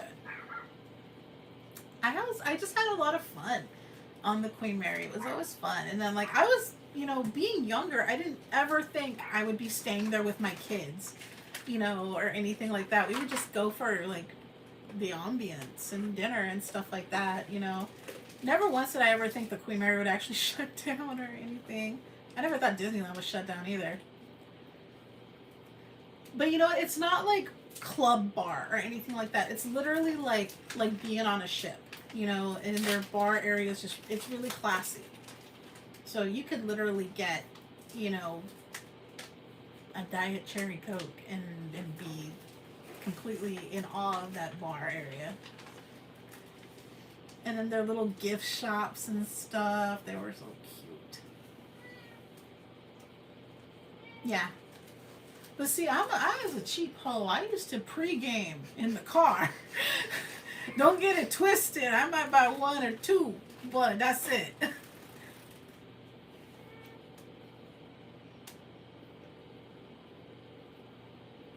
Mhm. Yeah, no, it's such good times. Them days before the whole cocoa virus, everything was so great. Oh yeah, I'll even pre-game it in Vegas. Same. I will be drunk in my room and then stumble down to the casino. But see, if you gamble, if you put $5 in the slot machine and pretend you're playing, you get free drink. They're like this big, but you can get them. Fluff was over there drinking Jack and Coke. But at the time I couldn't drink, so I was just drinking a Coke. But yeah, no, I'm one of the. I'll sneak liquor in somewhere. I don't care. I ain't paying no damn $100 for well drinks. Nips. Anybody else call those little liquor bottles nips? Anybody else? Nobody really. See you. You're the only one. Nips are in what women have. Well, men have them too. We put those in piñata. On my 21st birthday, they stuffed them in a piñata and we banged. That was fun. Wouldn't that break? Yeah, my friends put like 50 of them in a piñata with some like Snicker bars and stuff. It was a great night. Wait, Brandy, are you saying yes? You know what they're called nips, or you just? I'm not sure what she's trying to say. Vodka calls them sample bottles. We call them shooters. Juice boxes. Juice boxes. Like when you sneak into Disneyland and you go in there with like vodka and a water bottle. And then you go get Thank you. Brandy and Fluff are the only ones. No, you sneak vodka into shooters. That's good. You sneak vodka into Disneyland and then you go get like some Dole Whip float and put the vodka into, or clear rum. Clear rum's better. And you put that in there and you have a great time. And then the Pirates of the Caribbean is the best ride ever. And don't lie, everybody snuck beer and not beer, but everybody snuck booze in Disneyland. You're a liar if you have. Because back in the day, you couldn't get booze in Disneyland. You had to go to California Adventure. But now you can go to Galaxy's Edge and go and hang out in DJ Rex's bar. But back in the day, you had to be crafty about getting your drink on. My friend used to sneak rum and Coke in her Coke bottle, though. I don't do that no more.